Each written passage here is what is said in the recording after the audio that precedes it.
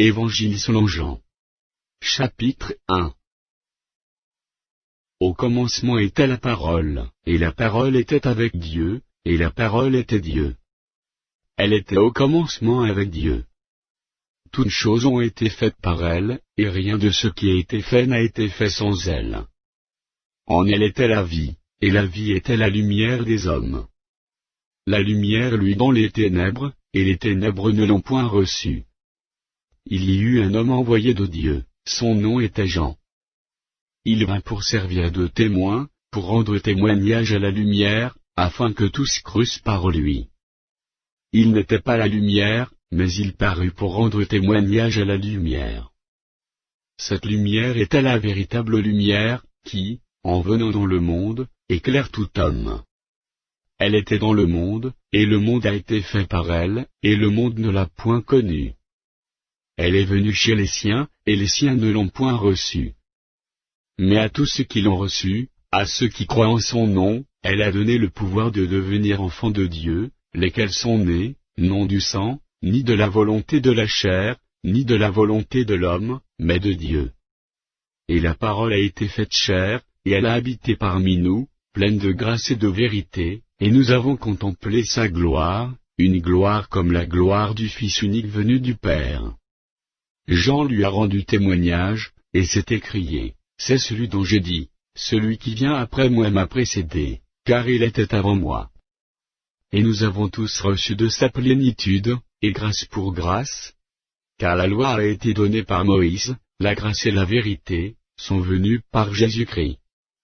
Personne n'a jamais vu Dieu, le Fils unique, qui est dans le sein du Père, et celui qui l'a fait connaître. Voici le témoignage de Jean, lorsque les Juifs envoyèrent de Jérusalem des sacrificateurs et des Lévites, pour lui demander, « Toi, qui es-tu » Il déclara, et ne le nia point, il déclara qu'il n'était pas le Christ. Et ils lui demandèrent, « Quoi donc? Es-tu Élie » Et il dit, « Je ne le suis point. » « Es-tu le prophète » Et il répondit, « Non. » Ils lui dirent alors, « Qui es-tu » afin que nous donnions une réponse à ceux qui nous ont envoyés.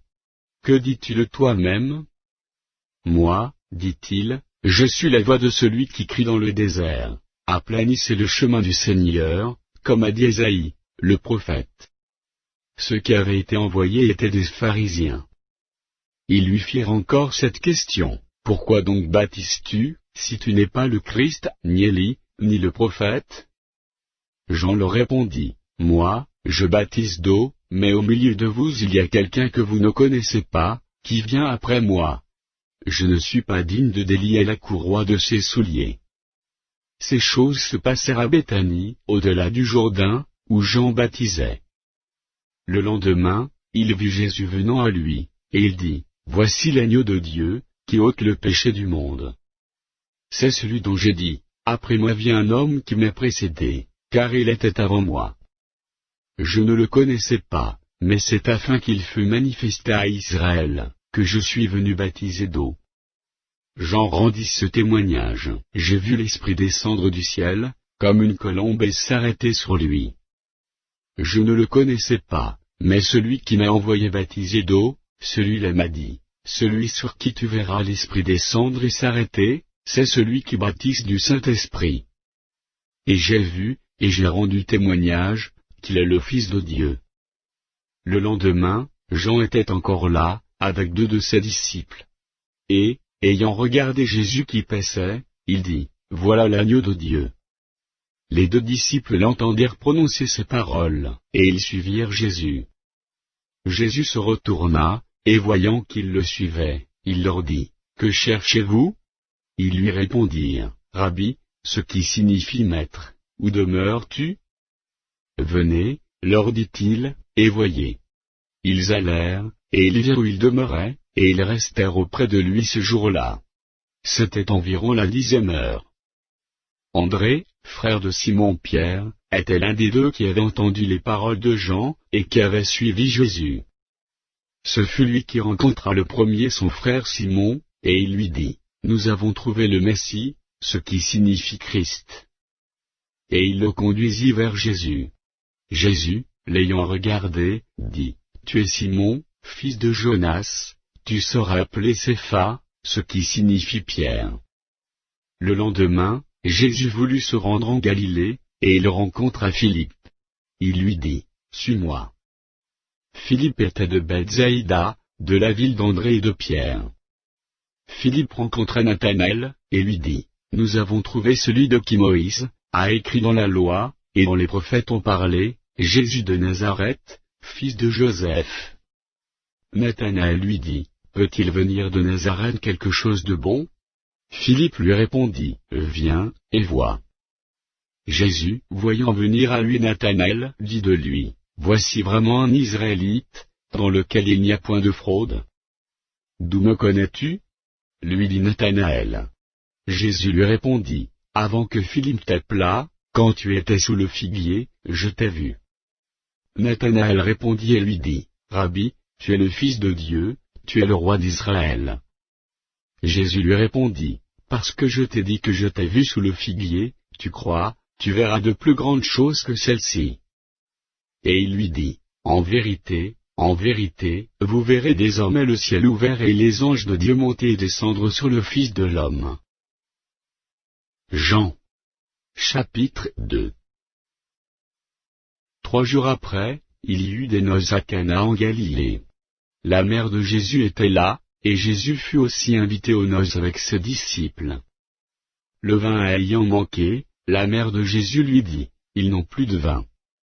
Jésus lui répondit, Femme, qu'y a-t-il entre moi et toi?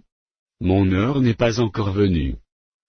Sa mère dit au serviteur, faites ce qu'il vous dira. Or, il y avait là 6 vases de pierre, destinés aux purifications des Juifs, et contenant chacun 2 ou 3 mesures. Jésus leur dit, remplissez d'eau ces vases. Et ils les remplirent jusqu'au bord. Puisez maintenant, leur dit-il, et portez-en à l'ordonnateur du repas. Et ils en portèrent. Quand l'ordonnateur du repas eut goûté le change en vin, ne sachant d'où venait ce vin, tandis que les serviteurs, qui avaient puisé l'eau, le savaient bien, il appela l'époux, et lui dit, tout homme sert d'abord le bon vin, puis le moins bon après qu'on s'est enivré. Toi, tu as gardé le bon vin jusqu'à présent. Tel fut, à Cana en Galilée, le premier des miracles que fit Jésus. Il manifesta sa gloire, et ses disciples crurent en lui. Après cela, il descendit à Capernaum, avec sa mère, ses frères et ses disciples, et ils n'y demeurèrent que peu de jours. La Pâque des Juifs était proche, et Jésus monta à Jérusalem. Il trouva dans le temple les vendeurs de bœufs, de brebis et de pigeons, et les changeurs assis. Ayant fait un fouet avec des cordes, il les chassa tous du temple, ainsi que les brebis et les bœufs, il dispersa la monnaie des changeurs, et renversa les tables. Et il dit aux vendeurs de pigeons, ôtez cela d'ici, ne faites pas de la maison de mon Père une maison de trafic. Ses disciples se souvinrent qu'il est écrit, le zèle de ta maison me dévore. Les Juifs, prenant la parole, lui dirent, quel miracle nous montres-tu, pour agir de la sorte? Jésus leur répondit, détruisez ce temple, et en 3 jours je le relèverai.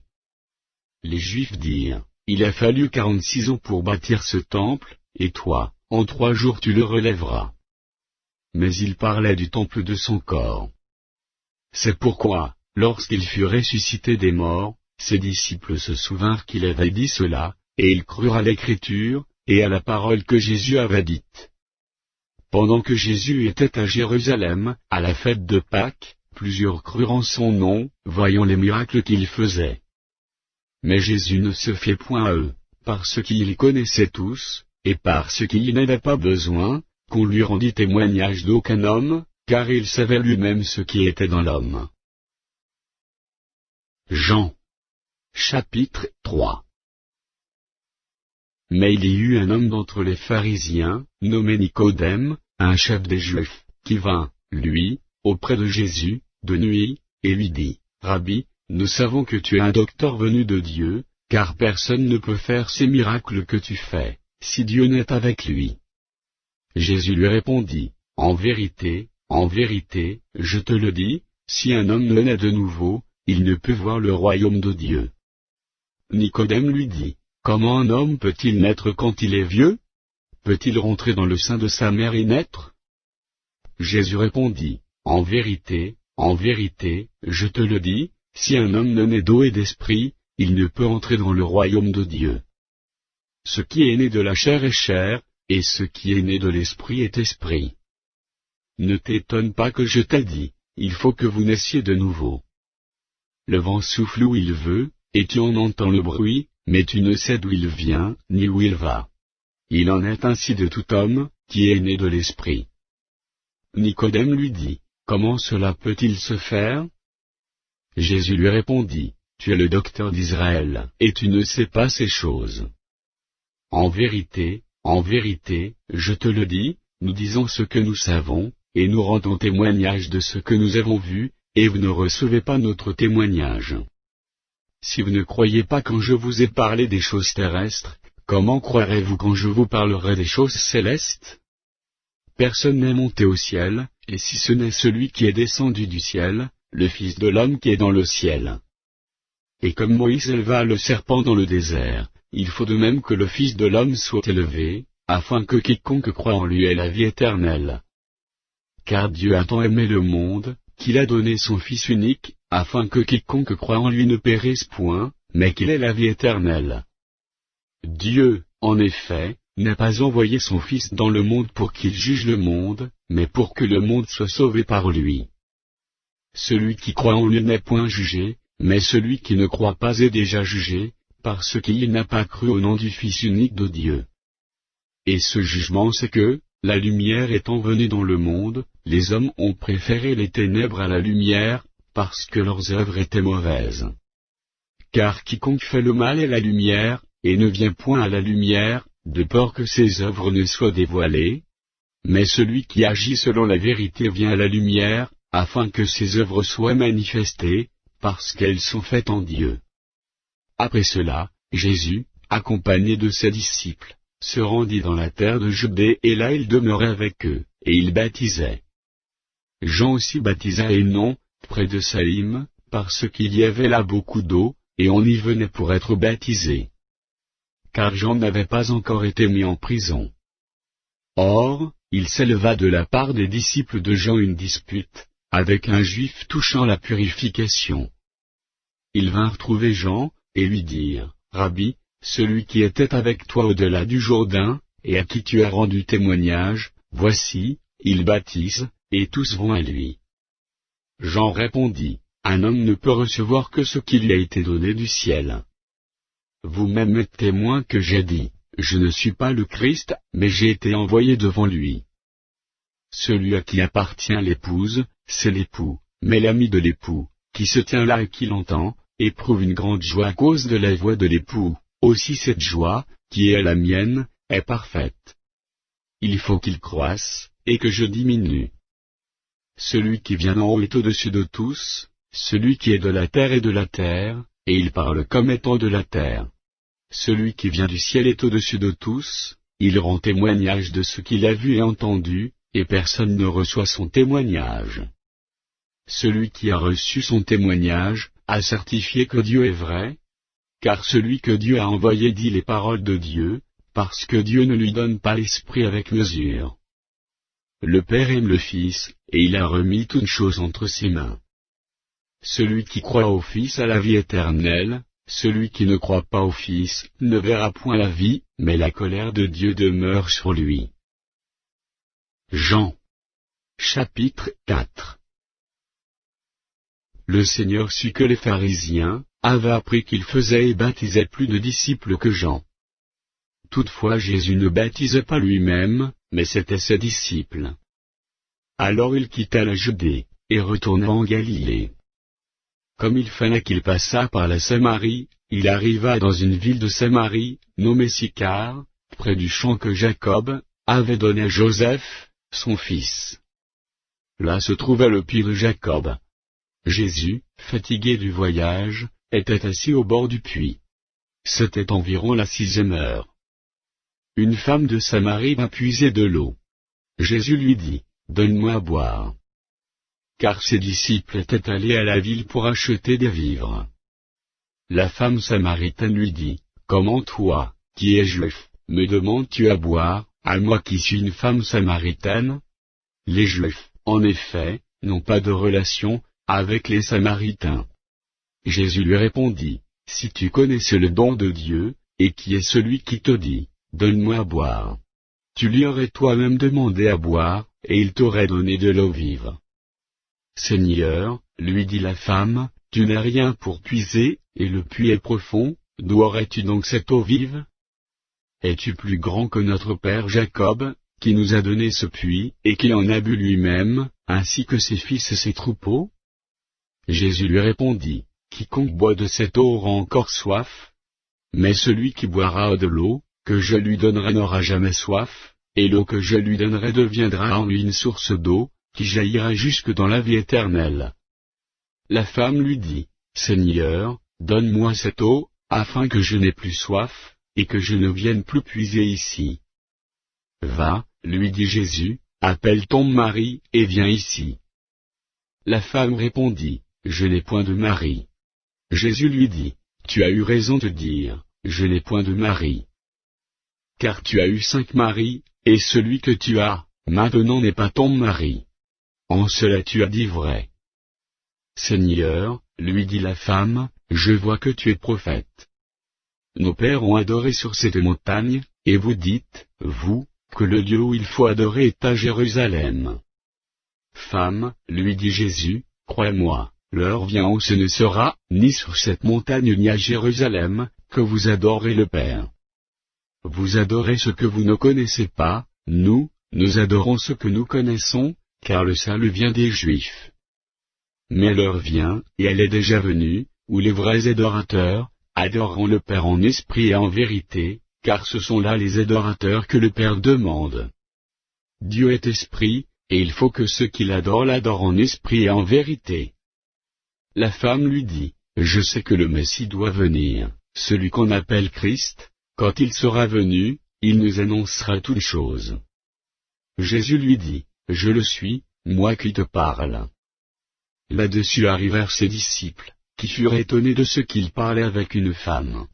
Toutefois aucun ne dit, que demandes-tu? Ou, de quoi parles-tu avec elle?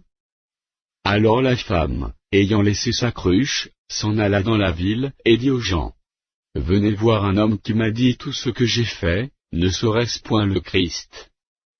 Ils sortirent de la ville, et ils vinrent vers lui. Pendant ce temps, les disciples le pressaient de manger, disant, Rabbi, mange. Mais il leur dit, j'ai à manger une nourriture, que vous ne connaissez pas. Les disciples se disaient donc les uns aux autres, quelqu'un lui aurait-il apporté à manger? Jésus leur dit, ma nourriture est de faire la volonté de celui qui m'a envoyé, et d'accomplir son œuvre. Ne dites-vous pas qu'il y a encore 4 mois jusqu'à la moisson? Voici, je vous le dis, levez les yeux, et regardez les champs, qui déjà blanchissent pour la moisson. Celui qui moissonne reçoit un salaire, et amasse des fruits pour la vie éternelle, afin que celui qui sème et celui qui moissonne se réjouissent ensemble. Car en ceci ce qu'on dit est vrai, autre est celui qui sème, et autre celui qui moissonne. Je vous ai envoyé moissonner ce que vous n'avez pas travaillé, d'autres ont travaillé, et vous êtes entrés dans leur travail. Plusieurs Samaritains de cette ville crurent en Jésus à cause de cette déclaration formelle de la femme, il m'a dit tout ce que j'ai fait. Aussi, quand les Samaritains vinrent le trouver, ils le prièrent de rester auprès d'eux. Et il resta là 2 jours. Un beaucoup plus grand nombre crurent à cause de sa parole. Et il disait à la femme, ce n'est plus à cause de ce que tu as dit que nous croyons, car nous l'avons entendu nous-mêmes, et nous savons qu'il est vraiment le Sauveur du monde. Après ces 2 jours, Jésus partit de là, pour se rendre en Galilée, car il avait déclaré lui-même qu'un prophète n'est pas honoré dans sa propre patrie. Lorsqu'il arriva en Galilée, il fut bien reçu des Galiléens, qui avaient vu tout ce qu'il avait fait à Jérusalem pendant la fête, car eux aussi étaient allés à la fête. Il retourna donc à Cana en Galilée, où il avait changé l'eau en vin. Il y avait à Capernaum un officier du roi, dont le fils était malade. Ayant appris que Jésus était venu de Judée en Galilée, il alla vers lui, et le pria de descendre et de guérir son fils, qui était près de mourir. Jésus lui dit, si vous ne voyez des miracles et des prodiges, vous ne croyez point. L'officier du roi lui dit, Seigneur, descends avant que mon enfant meure. Va, lui dit Jésus, ton fils vit. Et cet homme crut à la parole que Jésus lui avait dite, et il s'en alla. Comme déjà il descendait, ses serviteurs venant à sa rencontre, lui apportèrent cette nouvelle, ton enfant vit. Il leur demanda à quelle heure il s'était trouvé mieux, et ils lui dirent, hier, à la 7e heure, la fièvre l'a quitté. Le père reconnut que c'était à cette heure-là, que Jésus lui avait dit, ton fils vit. Et il crut, lui et toute sa maison. Jésus fit encore ce second miracle, lorsqu'il fut venu de Judée en Galilée. Jean. Chapitre 5. Après cela, il y eut une fête des Juifs, et Jésus monta à Jérusalem. Or, à Jérusalem, près de la porte des brebis, il y a une piscine, qui s'appelle en hébreu Béthéda, et qui a 5 portiques.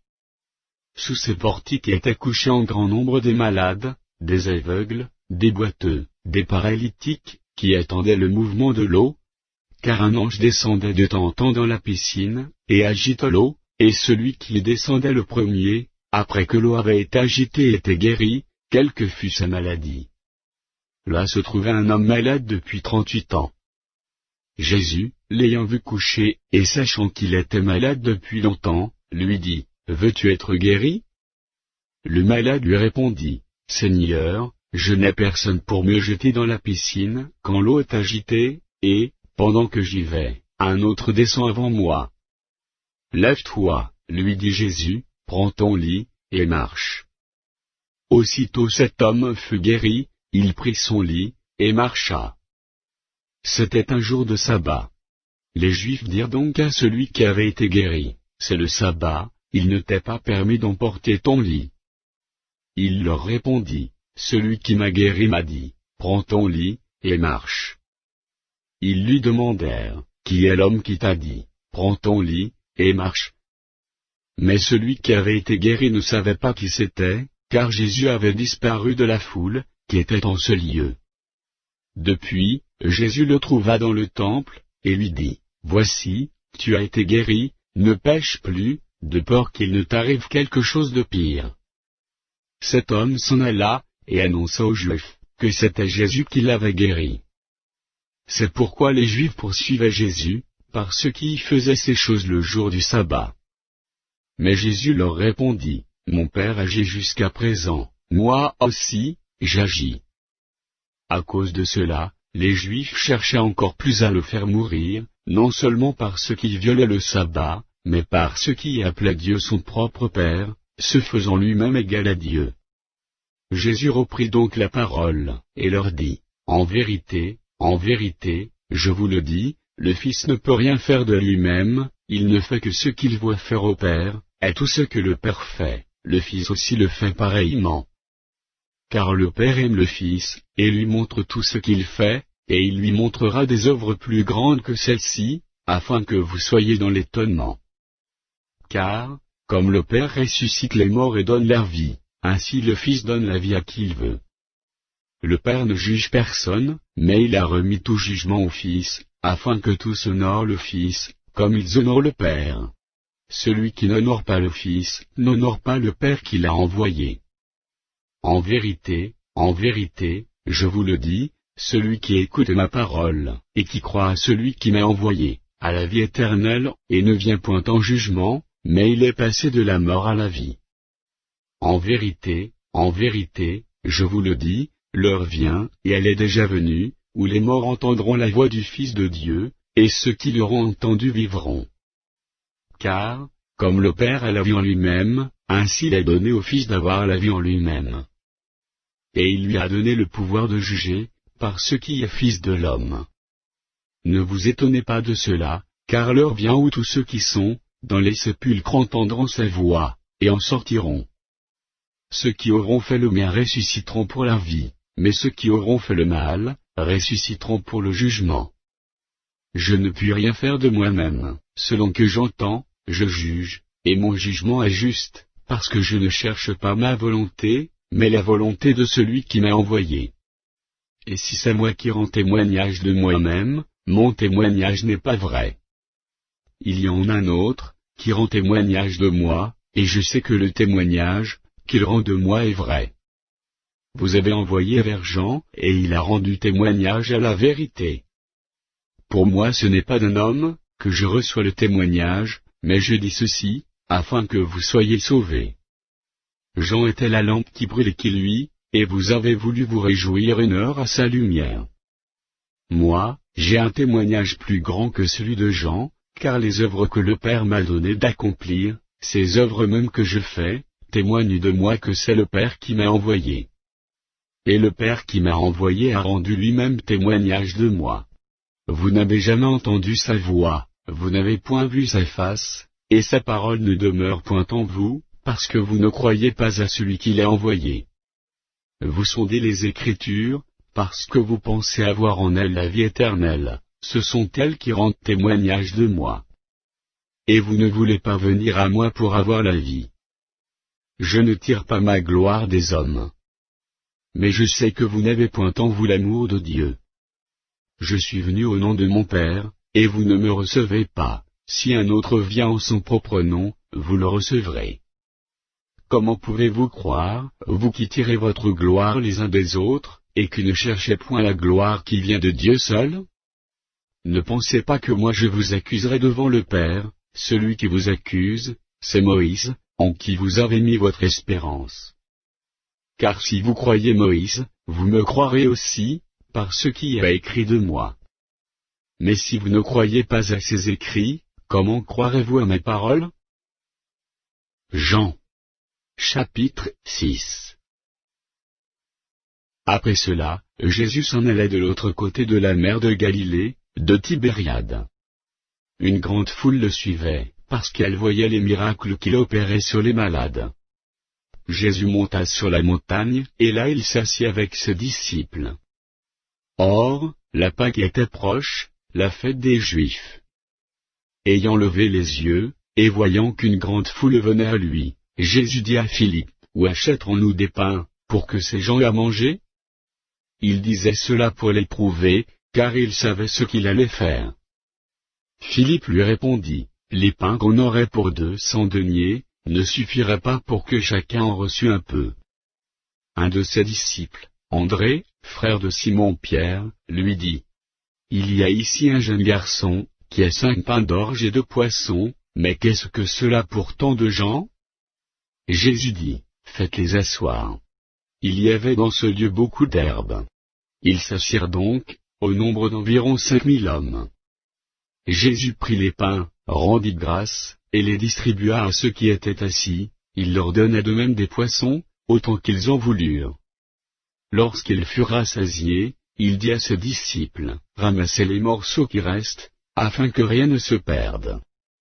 Ils les ramassèrent donc, et ils remplirent 12 paniers avec les morceaux, qui restèrent des 5 pains d'orge, après que tous eurent mangé. Ces gens, ayant vu le miracle, que Jésus avait fait, disaient, celui-ci est vraiment le prophète, qui doit venir dans le monde. Et Jésus, sachant qu'ils allaient venir l'enlever pour le faire roi, se retira de nouveau sur la montagne, lui seul. Quand le soir fut venu, ses disciples descendirent au bord de la mer. Étant montés dans une barque, ils traversaient la mer, pour se rendre à Capernaum. Il faisait déjà nuit, et Jésus ne les avait pas encore rejoints.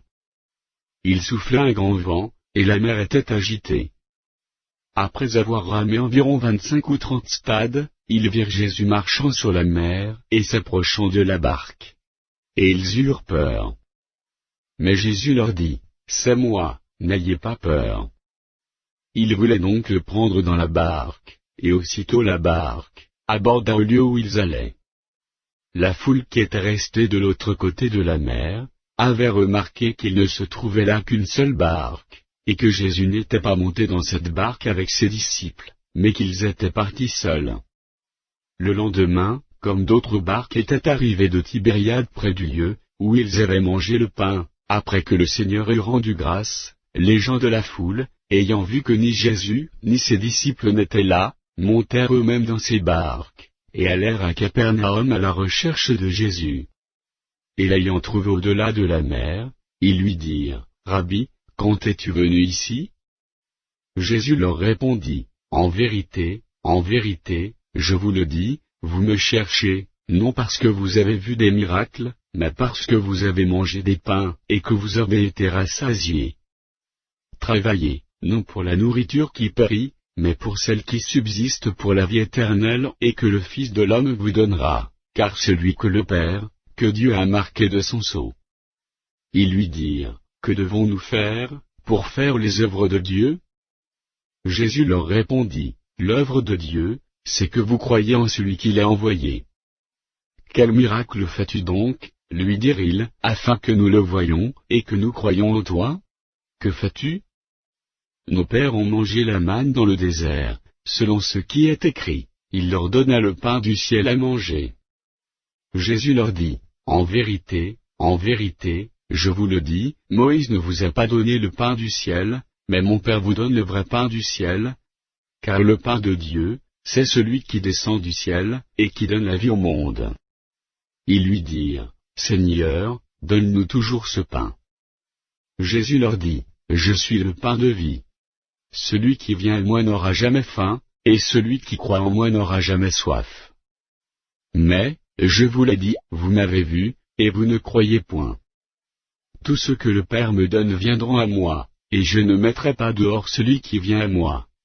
Car je suis descendu du ciel pour faire, non ma volonté, mais la volonté de celui qui m'a envoyé. Or, la volonté de celui qui m'a envoyé, c'est que je ne perde rien de tout ce qu'il m'a donné, mais que je le ressuscite au dernier jour. La volonté de mon Père, c'est que quiconque voit le Fils, et croit en lui ait la vie éternelle, et je le ressusciterai au dernier jour. Les Juifs murmuraient à son sujet, parce qu'il y avait dit, Je suis le pain qui est descendu du ciel. Et ils disaient, N'est-ce pas là Jésus, le fils de Joseph, celui dont nous connaissons le Père et la Mère? Comment donc dit-il, Je suis descendu du ciel? Jésus leur répondit, Ne murmurez pas entre vous. Nul ne peut venir à moi, si le Père qui m'a envoyé ne l'attire, et je le ressusciterai au dernier jour. Il est écrit dans les prophètes, ils seront tous enseignés de Dieu. Ainsi quiconque a entendu le Père, et a reçu son enseignement vient à moi. C'est que nul n'a vu le Père, sinon celui qui vient de Dieu, celui-là a vu le Père.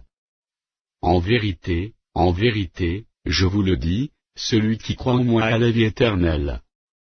Je suis le pain de vie. Vos pères ont mangé la manne dans le désert, et ils sont morts. C'est ici le pain qui descend du ciel, afin que celui qui en mange ne meure point. Je suis le pain vivant, qui est descendu du ciel. Si quelqu'un mange de ce pain, il vivra éternellement, et le pain que je donnerai, c'est ma chair, que je donnerai pour la vie du monde. Là-dessus, les Juifs disputaient entre eux, disant, Comment peut-il nous donner sa chair à manger? Jésus leur dit, En vérité, je vous le dis, si vous ne mangez la chair du Fils de l'homme, et si vous ne buvez son sang, vous n'avez point la vie en vous-même. Celui qui mange ma chair, et qui boit mon sang a la vie éternelle, et je le ressusciterai au dernier jour. Car ma chair est vraiment une nourriture, et mon sang est vraiment un breuvage. Celui qui mange ma chair, et qui boit mon sang demeure en moi, et je demeure en lui. Comme le Père qui est vivant m'a envoyé, et que je vis par le Père, ainsi celui qui me mange vivra par moi. C'est ici le pain qui est descendu du ciel. Il n'en est pas comme de vos pères, qui ont mangé la manne et qui sont morts. Celui qui mange ce pain, vivra éternellement. Jésus dit ces choses dans la synagogue, enseignant à Capernaum. Plusieurs de ses disciples, après l'avoir entendu, dirent, Cette parole est dure, qui peut l'écouter? Jésus, sachant lui-même que ses disciples murmuraient à ce sujet, leur dit, Cela vous scandalise-t-il? Et si vous voyez le Fils de l'homme monter où il était auparavant? C'est l'Esprit qui vivifie, la chair ne sert de rien. Les paroles que je vous ai dites sont esprit et vie. Mais il en est parmi vous quelques-uns qui ne croient point. car Jésus savait dès le commencement qui étaient ceux qui ne croyaient point, et qui était celui qui le livrerait. Et il ajouta, c'est pourquoi je vous ai dit que nul ne peut venir à moi, et si cela ne lui a été donné par le Père. Dès ce moment, plusieurs de ses disciples se retirèrent, et ils n'allaient plus avec lui. Jésus donc dit aux 12, et vous, ne voulez-vous pas aussi vous en aller? Simon-Pierre lui répondit, Seigneur, à qui irions-nous? Tu as les paroles de la vie éternelle. Et nous avons cru et nous avons connu que tu es le Christ, le Saint de Dieu. Jésus leur répondit, n'est-ce pas moi qui vous ai choisis, vous les 12? Et l'un d'eux vous est un démon. Il parlait de Judas Iscario, fils de Simon, car c'était lui qui devait le livrer, lui, l'un des 12. Jean. Chapitre 7. Après cela, Jésus parcourait la Galilée, car il ne voulait pas séjourner en Judée, parce que les Juifs cherchaient à le faire mourir. Or, la fête des Juifs, la fête des tabernacles, était proche. Et ses frères lui dirent, pars d'ici, et va en Judée, afin que tes disciples voient aussi les œuvres que tu fais. Personne n'agit en secret, lorsqu'il désire paraître. Si tu fais ces choses, montre-toi toi-même au monde. Car ses frères non plus ne croyaient pas en lui. Jésus leur dit, mon temps n'est pas encore venu, mais votre temps est toujours prêt. Le monde ne peut vous haïr, moi, il me hait, parce que je rends de lui le témoignage, que ses œuvres sont mauvaises. Montez, vous, à cette fête, pour moi, je n'y monte point, parce que mon temps n'est pas encore accompli. Après leur avoir dit cela, il resta en Galilée. Lorsque ses frères furent montés à la fête, il y monta aussi lui-même, non publiquement, mais comme en secret. Les Juifs le cherchaient pendant la fête, et disaient, où est-il? Il y avait dans la foule grande rumeur à son sujet. Les uns disaient, c'est un homme de bien. D'autres disaient, non, il égare la multitude. Personne, toutefois, ne parlait librement de lui, par crainte des Juifs. Vers le milieu de la fête, Jésus monta au temple. Et il enseignait. Les Juifs s'étonnaient, disant, comment connaît-il les Écritures, lui qui n'a point étudié? Jésus leur répondit, ma doctrine n'est pas de moi, mais de celui qui m'a envoyé. Si quelqu'un veut faire sa volonté, il connaîtra si ma doctrine est de Dieu, ou si je parle de mon chef. Celui qui parle de son chef cherche sa propre gloire, mais celui qui cherche la gloire de celui qui l'a envoyé, celui-là est vrai, et il n'y a point d'injustice en lui. Moïse ne vous a-t-il pas donné la loi? Et nul de vous n'observe la loi. Pourquoi cherchez-vous à me faire mourir? La foule répondit, tu es un démon. Qui est-ce qui cherche à te faire mourir? Jésus leur répondit, j'ai fait une œuvre, et vous en êtes tous étonnés. Moïse vous a donné la circoncision, non qu'elle vienne de Moïse, car elle vient des patriarches, et vous circoncisez un homme le jour du sabbat. Si un homme reçoit la circoncision le jour du sabbat, afin que la loi de Moïse ne soit pas violée, pourquoi vous irritez-vous, contre moi de ce que j'ai guéri un homme tout entier le jour du sabbat? Ne jugez pas selon l'apparence, mais jugez selon la justice. Quelques habitants de Jérusalem disaient, n'est-ce pas là celui qu'il cherche à faire mourir? Et voici, il parle librement, et ils ne lui disent rien. Est-ce que vraiment les chefs auraient reconnu qu'il est le Christ? Cependant celui-ci, nous savons d'où il est, mais le Christ, quand il viendra, personne ne saura d'où il est. Et Jésus, enseignant dans le temple, s'écria, vous me connaissez, et vous savez d'où je suis. Je ne suis pas venu de moi-même, mais celui qui m'a envoyé est vrai, et vous ne le connaissez pas. Moi, je le connais, car je viens de lui, et celui qui m'a envoyé. Il cherchait donc à se saisir de lui, et personne ne met la main sur lui, parce que son heure n'était pas encore venue. Plusieurs parmi la foule crurent en lui, et ils disaient, le Christ, quand il viendra, fera-t-il plus de miracles, que n'en a fait celui-ci? Les pharisiens entendirent la foule murmurant de lui ces choses. Alors les principaux sacrificateurs et les pharisiens envoyèrent des huissiers pour le saisir. Jésus dit, « Je suis encore avec vous pour un peu de temps, puis je m'en vais vers celui qui m'a envoyé. Vous me chercherez et vous ne me trouverez pas, et vous ne pouvez venir où je serai. » Sur quoi les Juifs dirent entre eux, « Où ira-t-il, que nous ne le trouvions pas? Ira-t-il parmi ceux qui sont dispersés chez les Grecs, et enseignera-t-il les Grecs? Que signifie cette parole qu'il a dite, « Vous me chercherez et vous ne me trouverez pas, et vous ne pouvez venir où je serai ?» Le dernier jour, le grand jour de la fête, Jésus, se tenant debout, s'écria, « Si quelqu'un a soif, qu'il vienne à moi, et qu'il boive. Celui qui croit en moi, des fleuves d'eau vive couleront de son sein, comme dit l'Écriture. » Il dit cela de l'Esprit, que devaient recevoir ceux qui croiraient en lui, car l'Esprit n'était pas encore, parce que Jésus n'avait pas encore été glorifié. Des gens de la foule, ayant entendu ces paroles, disaient, « Celui-ci est vraiment le prophète. » D'autres disaient, « C'est le Christ. » Et d'autres disaient, « Est-ce bien de la Galilée, que doit venir le Christ? » L'Écriture nous dit-elle, pas que c'est de la postérité de David et du village de Bethléem, où était David, que le Christ doit venir? Il y eut donc, à cause de lui, division parmi la foule. Quelques-uns d'entre eux voulaient le saisir, mais personne ne mit la main sur lui. Ainsi les huissiers retournèrent vers les principaux sacrificateurs et les pharisiens. Et ceux-ci leur dirent, « Pourquoi ne l'avez-vous pas amené ?» Les huissiers répondirent, « Jamais homme n'a parlé comme cet homme. » Les pharisiens leur répliquèrent, « Est-ce que vous aussi, vous avez été séduits? Y a-t-il quelqu'un des chefs, ou des pharisiens qui ait cru en lui? Mais cette foule qui ne connaît pas la loi, ce sont des maudits. » Nicodème, qui était venu de nuit vers Jésus, et qui était l'un d'entre eux, leur dit, « Notre loi condamne-t-elle un homme, avant qu'on l'entende et qu'on sache ce qu'il a fait? » Ils lui répondirent, « Es-tu aussi galiléen? Examine, et tu verras que de la Galilée il ne sort point de prophète. » Et chacun s'en retourna dans sa maison. Jean. Chapitre 8. Jésus se rendit à la montagne des Oliviers. Mais, dès le matin, il alla de nouveau dans le temple, et tout le peuple vint à lui.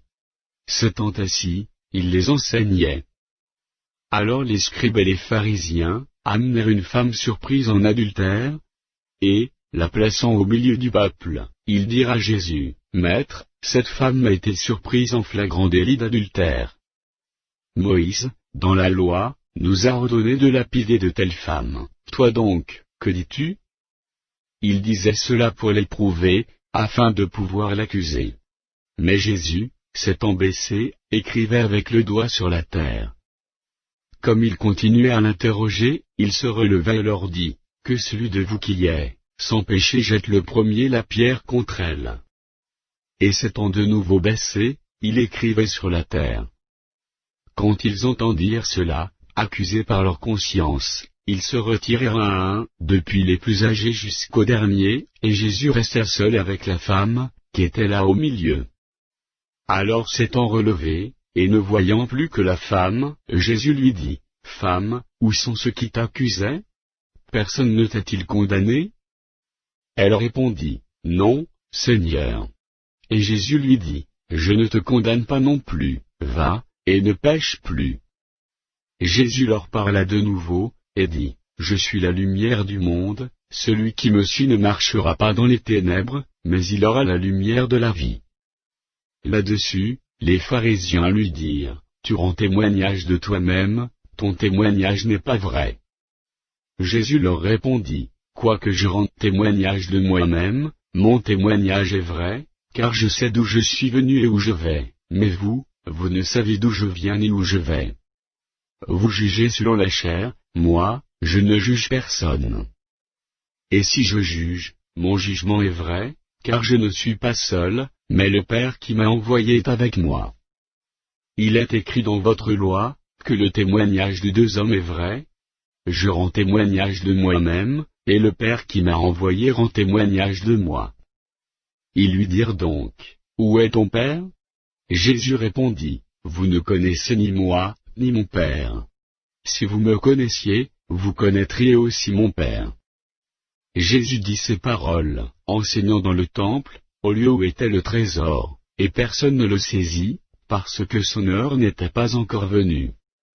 Jésus leur dit encore, je m'en vais, et vous me chercherez, et vous mourrez dans votre péché, vous ne pouvez venir où je vais. Sur quoi les Juifs dirent, se tuera-t-il lui-même, puisqu'il dit, vous ne pouvez venir où je vais? Et il leur dit, vous êtes d'en bas, moi, je suis d'en haut. Vous êtes de ce monde, moi, je ne suis pas de ce monde. C'est pourquoi je vous ai dit que vous mourrez dans vos péchés, car si vous ne croyez pas ce que je suis, vous mourrez dans vos péchés. Qui es-tu? Lui dirent-ils. Jésus leur répondit, ce que je vous dis dès le commencement. J'ai beaucoup de choses à dire de vous et à juger en vous, mais celui qui m'a envoyé est vrai, et ce que j'ai entendu de lui, je le dis au monde. Ils ne comprirent point qu'il leur parlait du Père. Jésus donc leur dit, quand vous aurez élevé le Fils de l'homme, alors vous connaîtrez ce que je suis, et que je ne fais rien de moi-même, mais que je parle selon ce que le Père m'a enseigné. Celui qui m'a envoyé est avec moi, il ne m'a pas laissé seul, parce que je fais toujours ce qui lui est agréable. Comme Jésus parlait ainsi, plusieurs crurent en lui. Et il dit aux Juifs qui avaient cru en lui, si vous demeurez dans ma parole, vous êtes vraiment mes disciples. Vous connaîtrez la vérité, et la vérité vous affranchira.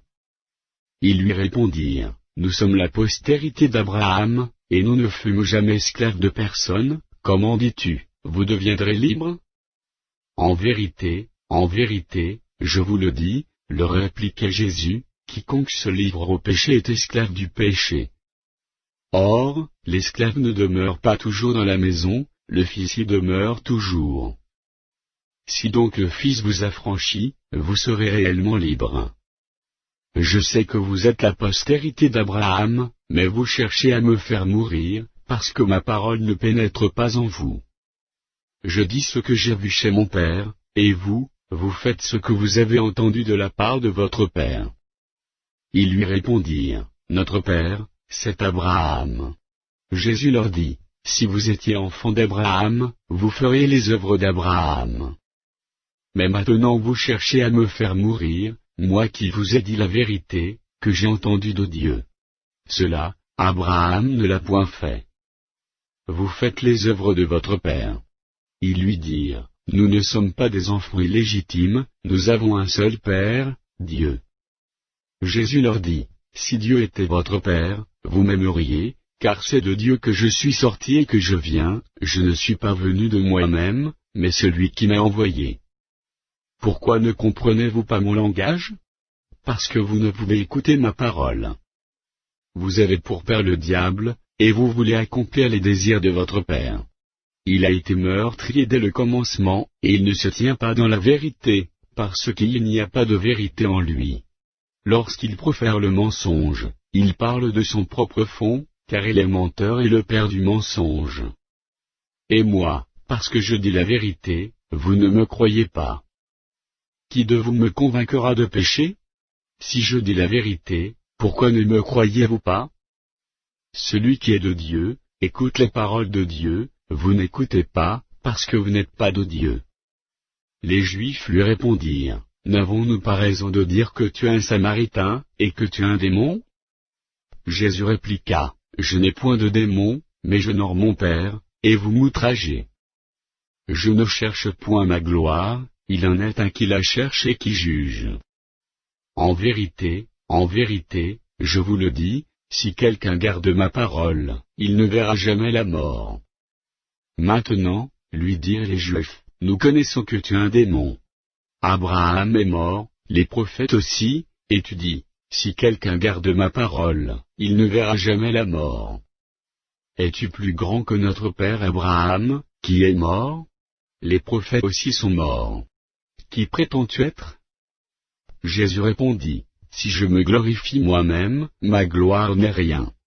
C'est mon Père qui me glorifie, lui que vous dites être votre Dieu, et que vous ne connaissez pas.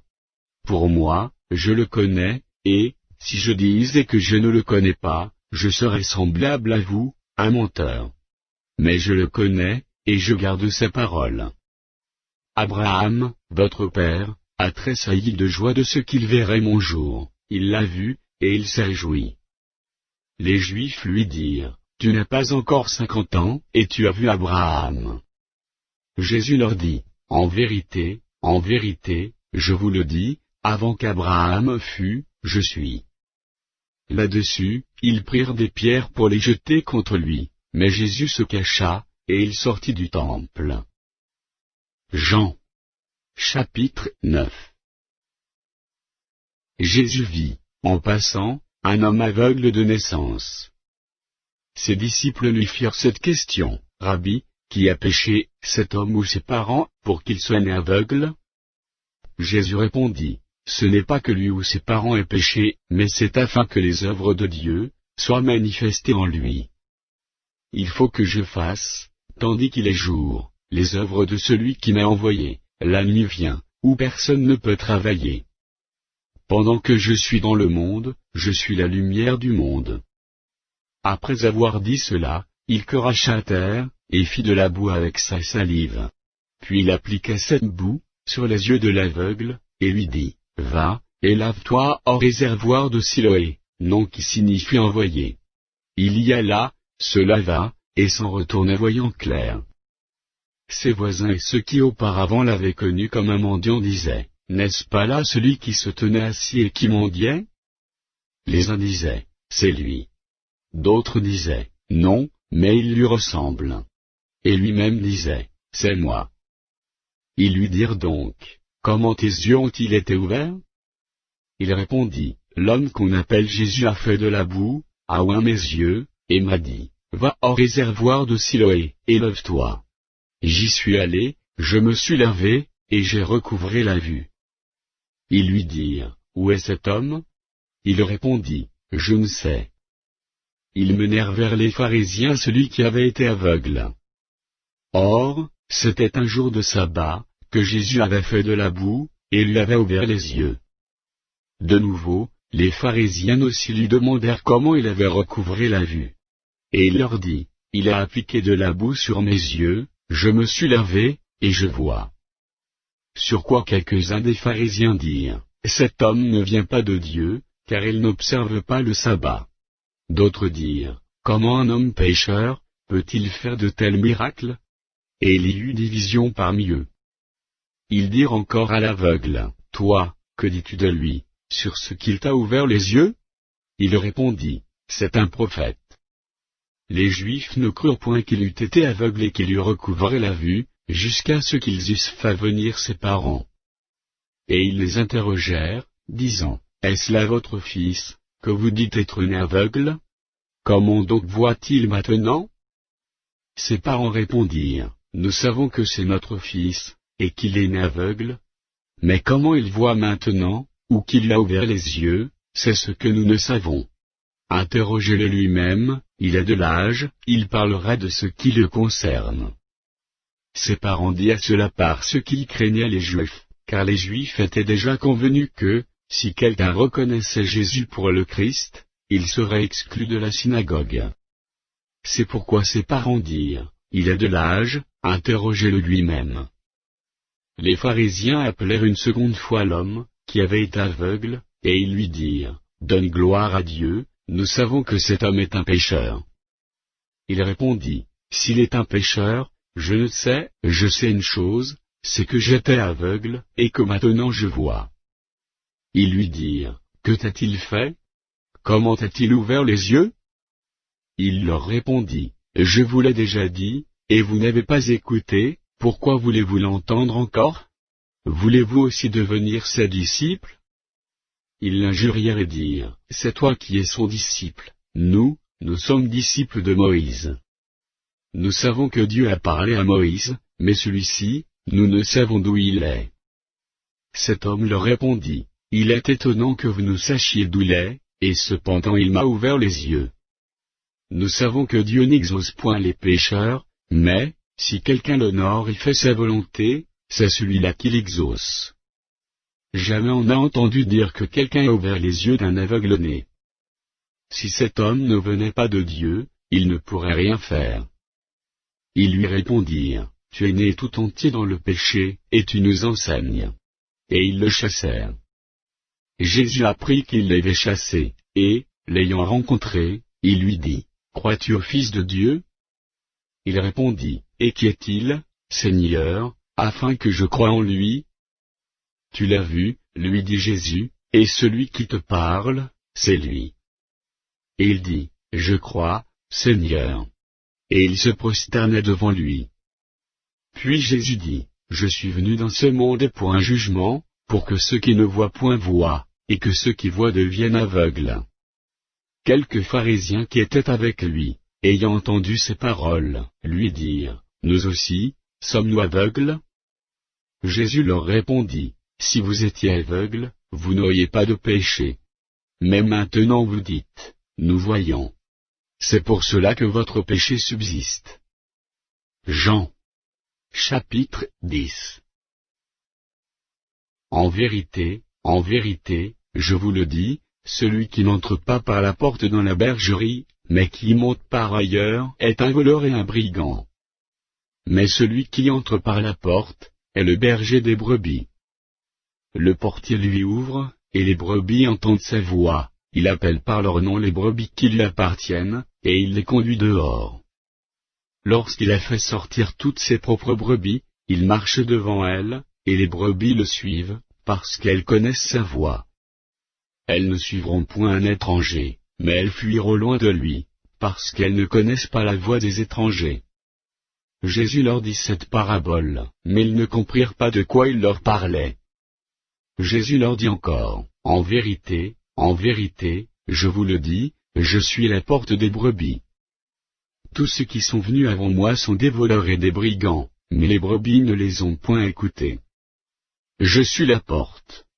Si quelqu'un entre par moi, il sera sauvé, il entrera et il sortira, et il trouvera des pâturages. Le voleur ne vient que pour dérober, égorger et détruire. Moi, je suis venu afin que les brebis aient la vie, et qu'elles soient dans l'abondance. Je suis le bon berger. Le bon berger donne sa vie pour ses brebis. Mais le mercenaire, qui n'est pas le berger, et à qui n'appartiennent pas les brebis, voit venir le loup, abandonne les brebis, et prend la fuite, et le loup les ravit et les disperse. Le mercenaire s'enfuit, parce qu'il est mercenaire, et qu'il ne se met point en peine des brebis. Je suis le bon berger.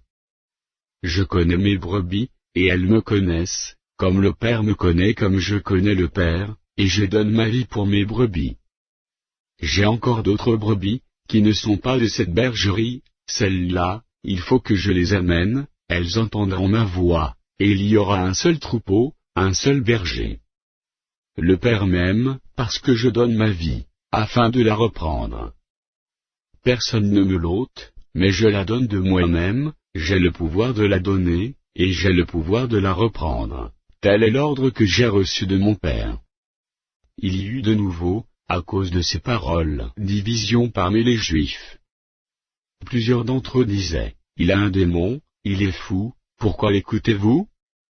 D'autres disaient, ce ne sont pas les paroles d'un démoniaque, un démon peut-il ouvrir les yeux des aveugles? On célébrait à Jérusalem la fête de la dédicace. C'était l'hiver.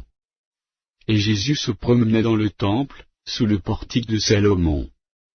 Les Juifs l'entourèrent, et lui dirent, jusqu'à quand tiendras-tu notre esprit en suspens? Si tu es le Christ, dis-le-nous franchement. Jésus leur répondit, je vous l'ai dit, et vous ne croyez pas. Les œuvres que je fais au nom de mon Père, rendent témoignage de moi. Mais vous ne croyez pas, parce que vous n'êtes pas de mes brebis. Mes brebis entendent ma voix, je les connais, et elles me suivent. Je leur donne la vie éternelle, et elles ne périront jamais, et personne ne les ravira de ma main. Mon Père, qui me les a donnés, est plus grand que tous, et personne ne peut les ravir de la main de mon Père. Moi et le Père nous sommes un. Alors les Juifs prirent de nouveau des pierres pour le lapidèrent. Jésus leur dit, je vous ai fait voir plusieurs bonnes œuvres venant de mon Père, pour laquelle me lapidez-vous? Les Juifs lui répondirent, ce n'est point pour une bonne œuvre, que nous te lapidons, mais pour un blasphème, et parce que toi, qui es un homme, tu te fais Dieu. Jésus leur répondit, n'est-il pas écrit dans votre loi, j'ai dit, vous êtes des dieux? Si elle est appelée Dieu ceux à qui la parole de Dieu a été adressée, et si l'écriture ne peut être anéantie, celui que le Père ait sanctifié et envoyé dans le monde, vous lui dites, tu blasphèmes. Et cela parce que j'ai dit, je suis le Fils de Dieu. Si je ne fais pas les œuvres de mon Père, ne me croyez pas. Mais si je les fais, quand même vous ne me croyez point, croyez à ces œuvres, afin que vous sachiez et reconnaissiez que le Père est en moi et que je suis dans le Père. Là-dessus, ils cherchèrent encore à le saisir, mais il s'échappa de leurs mains. Jésus s'en alla de nouveau au-delà du Jourdain, dans le lieu où Jean avait d'abord baptisé. Et il y demeura. Beaucoup de gens vinrent à lui, et ils disaient, Jean n'a fait aucun miracle, mais tout ce que Jean a dit de cet homme était vrai. Et, dans ce lieu-là, plusieurs crurent en lui. Jean. Chapitre 11. Il y avait un homme malade, Lazare, de Béthanie, village de Marie et de Marthe, sa sœur. C'était cette Marie qui oignit de parfum le Seigneur, et qui lui essuya les pieds avec ses cheveux, et c'était son frère Lazare qui était malade. Les sœurs envoyèrent dire à Jésus, Seigneur, voici, celui que tu aimes est malade. Après avoir entendu cela, Jésus dit, cette maladie n'est point à la mort, mais elle est pour la gloire de Dieu, afin que le Fils de Dieu soit glorifié par elle. Or, Jésus aimait Marthe, et sa sœur, et Lazare. Lors donc qu'il eut appris que Lazare était malade, il resta 2 jours encore dans le lieu où il était, et il dit ensuite aux disciples, retournons en Judée. Les disciples lui dirent, Rabbi, les Juifs tout récemment cherchaient à te lapider, et tu retournes en Judée. Jésus répondit, n'y a-t-il pas 12 heures au jour? Si quelqu'un marche pendant le jour, il ne bronche point, parce qu'il voit la lumière de ce monde. Mais, si quelqu'un marche pendant la nuit, il bronche, parce que la lumière n'est pas en lui. Après ces paroles, il leur dit, Lazare, notre ami, dort, mais je vais le réveiller. Les disciples lui dirent, Seigneur, s'il dort, il sera guéri. Jésus avait parlé de sa mort, mais ils crurent qu'il parlait de l'assoupissement du sommeil. Alors Jésus leur dit ouvertement, Lazare est mort. Et, à cause de vous, afin que vous croyiez, je me réjouis de ce que je n'étais pas là. Mais allons vers lui. Sur quoi Thomas, appelé Didyme, dit aux autres disciples, allons aussi, afin de mourir avec lui. Jésus, étant arrivé, trouva que Lazare était, déjà depuis 4 jours dans le sépulcre. Et, comme Béthanie était, près de Jérusalem, à 15 stades environ, beaucoup de Juifs étaient venus vers Marthe et Marie, pour les consoler de la mort de leur frère. Lorsque Marthe apprit que Jésus arrivait, elle alla au-devant de lui, tandis que Marie se tenait assise à la maison. Marthe dit à Jésus, Seigneur, si tu étais ici, mon frère ne serait pas mort. Mais, maintenant même, je sais que tout ce que tu demanderas à Dieu, Dieu te l'accordera. Jésus lui dit, ton frère ressuscitera. Je sais, lui répondit Marthe, qu'il ressuscitera à la résurrection, au dernier jour. Jésus lui dit, je suis la résurrection et la vie. Celui qui croit en moi vivra, quand même il serait mort. Et quiconque vit et croit en moi ne mourra jamais. Crois-tu cela? Elle lui dit, oui, Seigneur, je crois que tu es le Christ, le Fils de Dieu, qui devait venir dans le monde. Ayant ainsi parlé, elle s'en alla. Puis elle appela secrètement Marie, sa sœur, et lui dit, le Maître est ici, et il te demande. Dès que Marie eut entendu, elle se leva promptement, et alla vers lui. Car Jésus n'était pas encore entré dans le village, mais il était dans le lieu, où Marthe l'avait rencontré. Les Juifs qui étaient avec Marie dans la maison et qui la consolaient, l'ayant vue se lever promptement et sortir, la suivirent, disant, elle va au sépulcre, pour y pleurer. Lorsque Marie fut arrivée là où était Jésus, et qu'elle le vit, elle tomba à ses pieds, et lui dit, « Seigneur, si tu étais ici, mon frère ne serait pas mort. » Jésus, la voyant pleurer, elle et les Juifs qui étaient venus avec elle, frémit en son esprit, et fut tout ému. Et il dit, « Où l'avez-vous mis ? » Seigneur, lui répondirent-ils, viens et vois. Jésus pleura.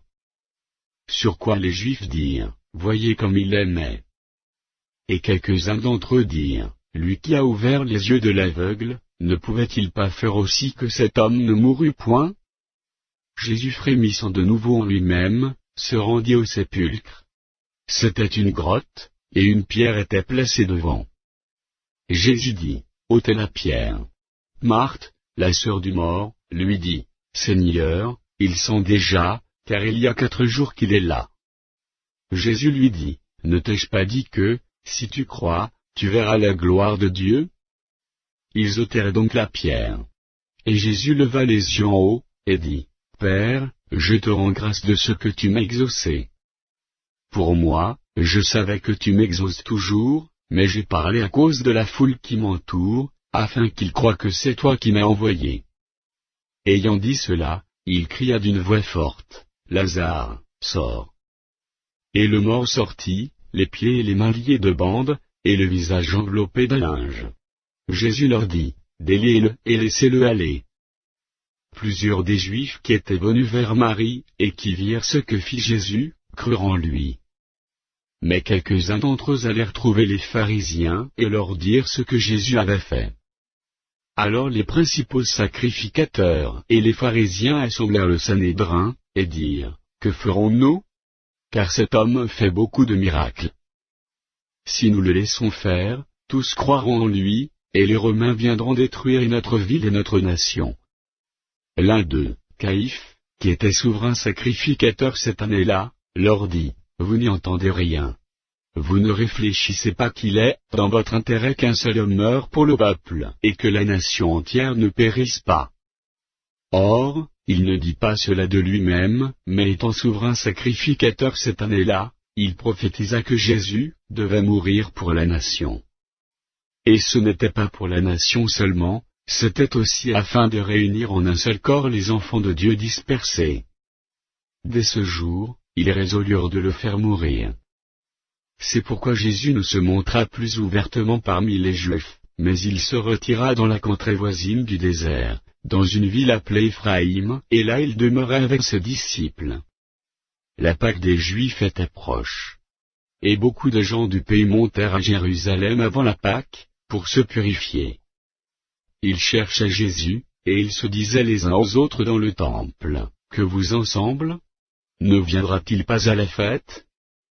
Or, les principaux sacrificateurs et les pharisiens avaient donné l'ordre que, si quelqu'un savait où il était, il le déclarât, afin qu'on se saisît de lui. Jean. Chapitre 12. 6 jours avant la Pâque, Jésus arriva à Béthanie, où était Lazare, qu'il avait ressuscité des morts. Là, on lui fit un souper, Marthe servait, et Lazare était un de ceux qui se trouvaient à table avec lui. Marie, ayant pris une livre d'un parfum de nard pur de grand prix, oignit les pieds de Jésus, et elle lui essuya les pieds avec ses cheveux, et la maison fut remplie de l'odeur du parfum. Un de ses disciples, Judas Iscario, fils de Simon, celui qui devait le livrer, dit, « Pourquoi n'a-t-on pas vendu ce parfum 300 deniers, pour les donner aux pauvres ?» Il disait cela, non qu'il se mit en peine des pauvres, mais par ceux qui étaient voleurs, et que, tenant la bourse, il prenait ce qu'on y mettait. Mais Jésus dit, « Laisse-la garder ce parfum pour le jour de ma sépulture. Vous avez toujours les pauvres avec vous, mais vous ne m'avez pas toujours. » Une grande multitude de Juifs apprirent que Jésus était à Béthanie, et ils y vinrent, non pas seulement à cause de lui, mais aussi pour voir Lazare, qu'il avait ressuscité des morts. Les principaux sacrificateurs délibérèrent de faire mourir aussi Lazare, parce que beaucoup de Juifs se retiraient d'eux à cause de lui, et croyaient en Jésus. Le lendemain, une foule nombreuse de gens venus à la fête, ayant entendu dire que Jésus se rendait à Jérusalem, prirent des branches de palmier, et allèrent au-devant de lui, en criant, Hosanna!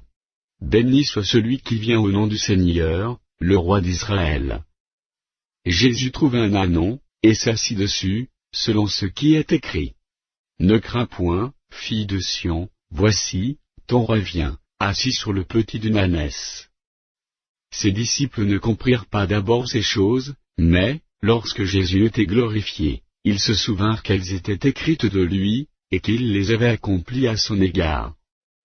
Tous ceux qui étaient avec Jésus, quand il appela Lazare du sépulcre, et le ressuscita des morts, lui rendaient témoignage, et la foule vint au-devant de lui, parce qu'elle avait appris qu'il avait fait ce miracle. Les pharisiens se dirent donc les uns aux autres, vous voyez que vous ne gagnez rien, voici, le monde est allé après lui. Quelques Grecs, du nombre de ceux qui étaient montés, pour adorer pendant la fête, s'adressèrent à Philippe, de Bethsaïda en Galilée, et lui dirent avec instance, Seigneur, nous voudrions voir Jésus. Philippe alla le dire à André, puis André et Philippe le dirent à Jésus. Jésus leur répondit, l'heure est venue où le Fils de l'homme doit être glorifié. En vérité, je vous le dis, si le grain de blé qui est tombé en terre ne meurt, il reste seul, mais, s'il meurt, il porte beaucoup de fruits. Celui qui aime sa vie la perdra, et celui qui est sa vie dans ce monde la conservera pour la vie éternelle. Si quelqu'un me sert, qu'il me suive, et là où je suis, là aussi sera mon serviteur. Si quelqu'un me sert, le Père l'honorera. Maintenant mon âme est troublée. Et que dirai-je? Père, délivre-moi de cette heure? Mais c'est pour cela que je suis venu jusqu'à cette heure. Père, glorifie ton nom. Et une voix vint du ciel, je l'ai glorifié, et je le glorifierai encore. La foule qui était là, et qui avait entendu, disait que c'était un tonnerre. D'autres disaient, un ange lui a parlé. Jésus dit, ce n'est pas à cause de moi que cette voix s'est fait entendre, c'est à cause de vous. Maintenant a lieu le jugement de ce monde, maintenant le prince de ce monde, sera jeté dehors. Et moi, quand j'aurai été élevé de la terre, j'attirerai tous les hommes à moi. En parlant ainsi, il indiquait de quelle mort il devait mourir. La foule lui répondit, nous avons appris par la loi, que le Christ demeure éternellement, comment donc dis-tu, il faut que le Fils de l'homme soit élevé? Qui est ce Fils de l'homme? Jésus leur dit, la lumière est encore pour un peu de temps au milieu de vous. Marchez, pendant que vous avez la lumière, afin que les ténèbres ne vous surprennent point, celui qui marche dans les ténèbres ne sait où il va. Pendant que vous avez la lumière, croyez en la lumière, afin que vous soyez des enfants de lumière. Jésus dit ces choses, puis il s'en alla, et se cacha loin d'eux. Malgré tant de miracles, qu'il avait fait en leur présence, ils ne croyaient pas en lui, afin que s'accomplît la parole qu'Ésaïe, le prophète, a prononcée, Seigneur, qui a cru à notre prédication? Et à qui le bras du Seigneur a-t-il été révélé? Aussi ne pouvaient-ils croire, parce qu'Ésaïe a dit encore. Il a aveuglé leurs yeux, et il a endurci leur cœur, de peur qu'ils ne voient des yeux, qu'ils ne comprennent du cœur, qu'ils ne se convertissent, et que je ne les guérisse. Ésaïe dit ces choses, lorsqu'il vit sa gloire, et qu'il parla de lui. Cependant, même parmi les chefs, plusieurs crurent en lui, mais, à cause des pharisiens, ils n'en faisaient pas l'aveu, dans la crainte d'être exclus de la synagogue. Car ils aimaient la gloire des hommes plus que la gloire de Dieu.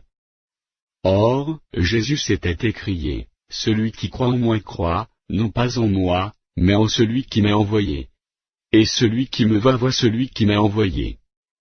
Je suis venu comme une lumière dans le monde, afin que quiconque croit en moi ne demeure pas dans les ténèbres. Si quelqu'un entend mes paroles et ne les garde point, ce n'est pas moi qui le juge, car je suis venu non pour juger le monde, mais pour sauver le monde.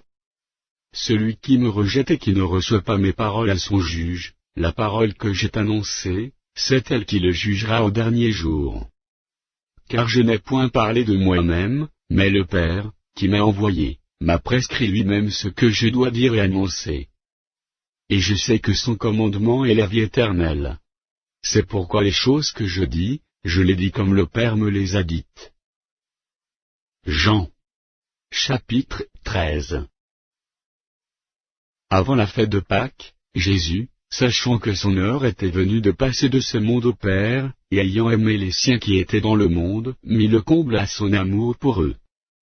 Pendant le souper, lorsque le diable avait déjà inspiré au cœur de Judas Iscario, fils de Simon, le dessein de le livrer, Jésus, qui savait que le Père avait remis toutes choses entre ses mains, qu'il était venu de Dieu, et qu'il s'en allait à Dieu, se leva de table, ôta ses vêtements, et prit un linge, dont il se ceignit. Ensuite il versa de l'eau dans un bassin, et il se mit à laver les pieds des disciples, et à les essuyer avec le linge dont il était ceint. Il vint donc à Simon-Pierre, et Pierre lui dit, « Toi, Seigneur, tu me laves les pieds. » Jésus lui répondit, « Ce que je fais, tu ne le comprends pas maintenant, mais tu le comprendras bientôt. » Pierre lui dit, « Non, jamais tu ne me laveras les pieds. » Jésus lui répondit, « Si je ne te lave, tu n'auras point de part avec moi. » Simon-Pierre lui dit, « Seigneur, non seulement les pieds, mais encore les mains et la tête. » Jésus lui dit, « Celui qui est lavé n'a besoin que de se laver les pieds, pour être entièrement pur, et vous êtes purs, mais non pas tous. » Car il connaissait celui qui le livrait, c'est pourquoi il dit, « Vous n'êtes pas tous purs. » Après qu'il leur eut lavé les pieds, et qu'il eut pris ses vêtements, il se remit à table, et leur dit, « Comprenez-vous ce que je vous ai fait? Vous m'appelez Maître et Seigneur, et vous dites bien, car je le suis. Si donc je vous ai lavé les pieds, moi, le Seigneur et le Maître, vous devez aussi vous laver les pieds les uns aux autres, car je vous ai donné un exemple, afin que vous fassiez comme je vous ai fait.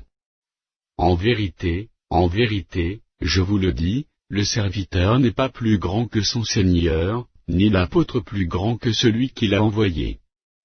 Si vous savez ces choses, vous êtes heureux, pourvu que vous les pratiquiez. Ce n'est pas de vous tous que je parle, je connais ceux que j'ai choisis. Mais il faut que l'Écriture s'accomplisse, celui qui mange avec moi le pain a levé son talon contre moi. Dès à présent je vous le dis, avant que la chose arrive, afin que, lorsqu'elle arrivera, vous croyez à ce que je suis.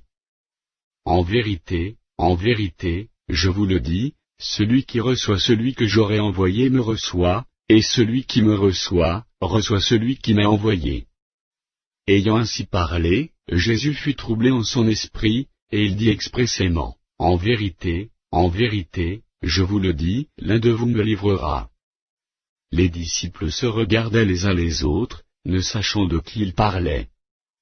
Un des disciples, celui que Jésus aimait, était couché sur le sein de Jésus. Simon-Pierre lui fit signe de demander qui était celui dont parlait Jésus. Et ce disciple, s'étant penché sur la poitrine de Jésus, lui dit, « Seigneur, qui est-ce » Jésus répondit, « C'est celui à qui je donnerai le morceau trempé. » Et, ayant trempé le morceau, il le donna à Judas, fils de Simon, l'Iscario. Dès que le morceau fut donné, Satan entra dans Judas. Jésus lui dit, « Ce que tu fais, fais-le promptement. » Mais aucun de ceux qui étaient à table ne comprit pourquoi il lui disait cela, car quelques-uns pensaient que, comme Judas avait la bourse, Jésus voulait lui dire, « Achète ce dont nous avons besoin pour la fête », ou qu'il lui commandait de donner quelque chose aux pauvres. Judas, ayant pris le morceau, se hâta de sortir. Il était nuit. Lorsque Judas fut sorti, Jésus dit, « Maintenant, le Fils de l'homme a été glorifié, et Dieu a été glorifié en lui. Si Dieu a été glorifié en lui, Dieu aussi le glorifiera en lui-même, et il le glorifierait bientôt. Mes petits enfants, je suis pour peu de temps encore avec vous. Vous me chercherez, et, comme j'ai dit aux Juifs, vous ne pourrez venir où je vais, je vous le dis aussi maintenant. Je vous donne un commandement nouveau, aimez-vous les uns les autres, comme je vous ai aimés, vous aussi, aimez-vous les uns les autres. À ceci tous connaîtront que vous êtes mes disciples, si vous avez de l'amour les uns pour les autres. Simon-Pierre lui dit, Seigneur, où vas-tu? Jésus répondit, tu ne peux pas maintenant me suivre où je vais, mais tu me suivras plus tard. Seigneur, lui dit Pierre, pourquoi ne puis-je pas te suivre maintenant? Je donnerai ma vie pour toi. Jésus répondit, tu donneras ta vie pour moi. En vérité, je te le dis, le coq ne chantera pas que tu ne m'aies renié 3 fois. Jean. Chapitre 14. Que votre cœur ne se trouble point. Croyez en Dieu, et croyez en moi. Il y a plusieurs demeures dans la maison de mon Père. Et si cela n'était pas, je vous l'aurais dit. Je vais vous préparer une place. Et, lorsque je m'en serai allé, et que je vous aurai préparé une place, je reviendrai, et je vous prendrai avec moi, afin que là où je suis, vous y soyez aussi. Vous savez où je vais, et vous en savez le chemin. Thomas lui dit, Seigneur, nous ne savons où tu vas, comment pouvons-nous en savoir le chemin? Jésus lui dit, je suis le chemin, la vérité, et la vie. Nul ne vient au Père que par moi. Si vous me connaissiez, vous connaîtriez aussi mon Père. Et dès maintenant vous le connaissez, et vous l'avez vu. Philippe lui dit, Seigneur, montre-nous le Père, et cela nous suffit. Jésus lui dit, il y a si longtemps que je suis avec vous, et tu ne m'as pas connu, Philippe. Celui qui m'a vu a vu le Père, comment dis-tu, montre-nous le Père? Ne crois-tu pas que je suis dans le Père, et que le Père est en moi? Les paroles que je vous dis, je ne les dis pas de moi-même, et le Père qui demeure en moi, c'est lui qui fait les œuvres.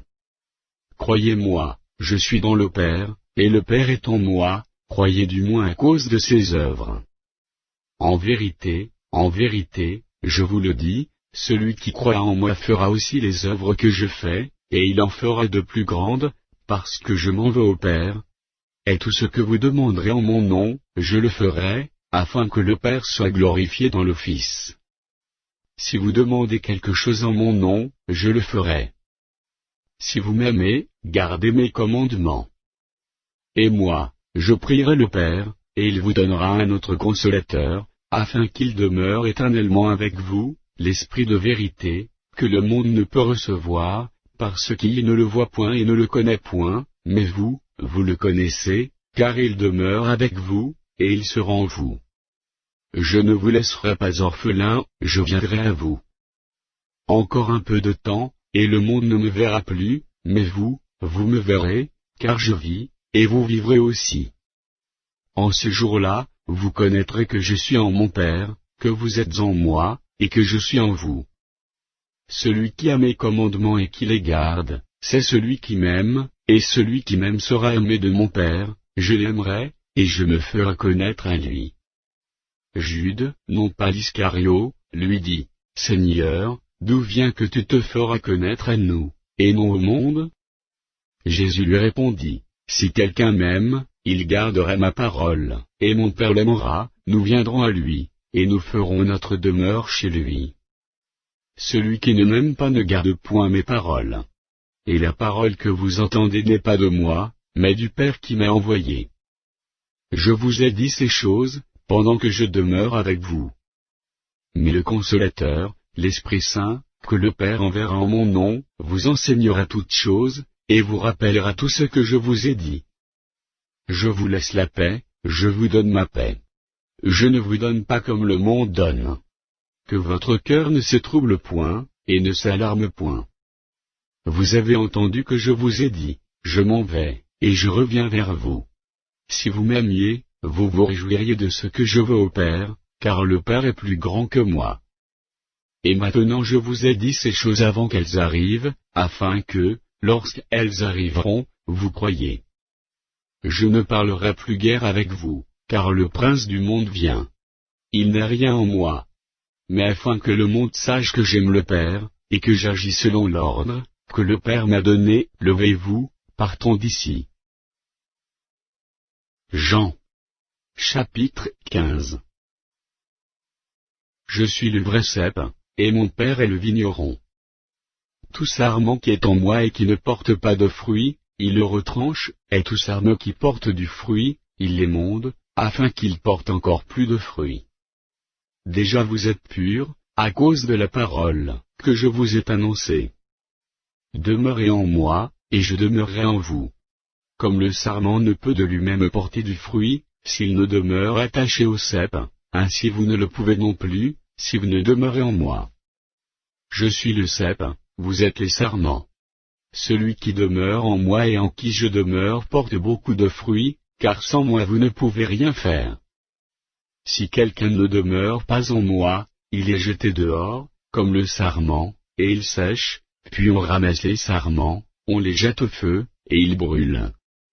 Si vous demeurez en moi, et que mes paroles demeurent en vous, demandez ce que vous voudrez, et cela vous sera accordé. Si vous portez beaucoup de fruits, c'est ainsi que mon Père sera glorifié, et que vous serez mes disciples. Comme le Père m'a aimé, je vous ai aussi aimé. Demeurez dans mon amour. Si vous gardez mes commandements, vous demeurez dans mon amour, de même que j'ai gardé les commandements de mon Père, et que je demeure dans son amour. Je vous ai dit ces choses, afin que ma joie soit en vous, et que votre joie soit parfaite. C'est ici mon commandement, aimez-vous les uns les autres, comme je vous ai aimé. Il n'y a pas de plus grand amour, que de donner sa vie pour ses amis. Vous êtes mes amis, si vous faites ce que je vous commande. Je ne vous appelle plus serviteur, parce que le serviteur ne sait pas ce que fait son maître, mais je vous ai appelé ami, parce que je vous ai fait connaître tout ce que j'ai appris de mon Père. Ce n'est pas vous qui m'avez choisi, mais moi, je vous ai choisi, et je vous ai établi, afin que vous alliez, et que vous portiez du fruit, et que votre fruit demeure, afin que ce que vous demanderez au Père en mon nom, il vous le donne.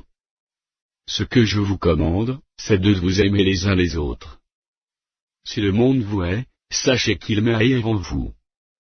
Si vous étiez du monde, le monde aimerait ce qui est à lui, mais parce que vous n'êtes pas du monde, et que je vous ai choisi du milieu du monde, à cause de cela le monde vous hait. Souvenez-vous de la parole que je vous ai dite, le serviteur n'est pas plus grand que son maître. S'ils m'ont persécuté, ils vous persécuteront aussi, s'ils ont gardé ma parole, ils garderont aussi la vôtre. Mais ils vous feront toutes ces choses à cause de mon nom, parce qu'ils ne connaissent pas celui qui m'a envoyé. Si je n'étais pas venu et que je ne leur eusse point parlé, ils n'auraient pas de péché, mais maintenant ils n'ont aucune excuse de leur péché. Celui qui me hait, est aussi mon Père. Si je n'avais pas fait parmi eux des œuvres que nul autre n'a faites, ils n'auraient pas de péché, mais maintenant ils les ont vues, et ils ont haï moi et mon Père. Mais cela est arrivé afin que s'accomplît la parole, qui est écrite dans leur loi, ils m'ont haï sans cause.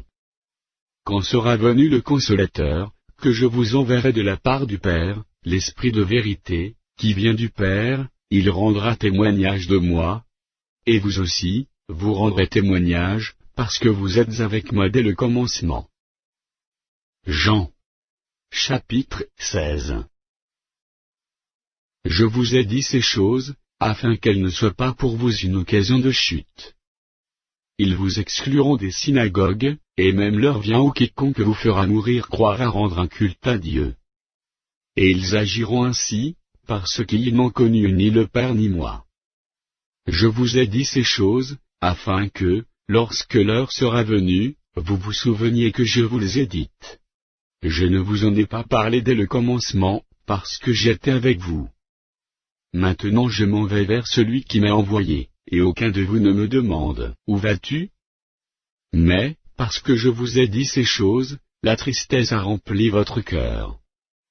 Cependant je vous dis la vérité, il vous est avantageux que je m'en aille, car si je ne m'en vais pas, le Consolateur ne viendra pas vers vous, mais, si je m'en vais, je vous l'enverrai. Et quand il sera venu, il convaincra le monde, en ce qui concerne le péché, la justice, et le jugement. En ce qui concerne le péché, parce qu'il ne croit pas en moi. La justice, parce que je vais au Père, et que vous ne me verrez plus. Le jugement, parce que le prince de ce monde est jugé. J'ai encore beaucoup de choses à vous dire, mais vous ne pouvez pas les porter maintenant.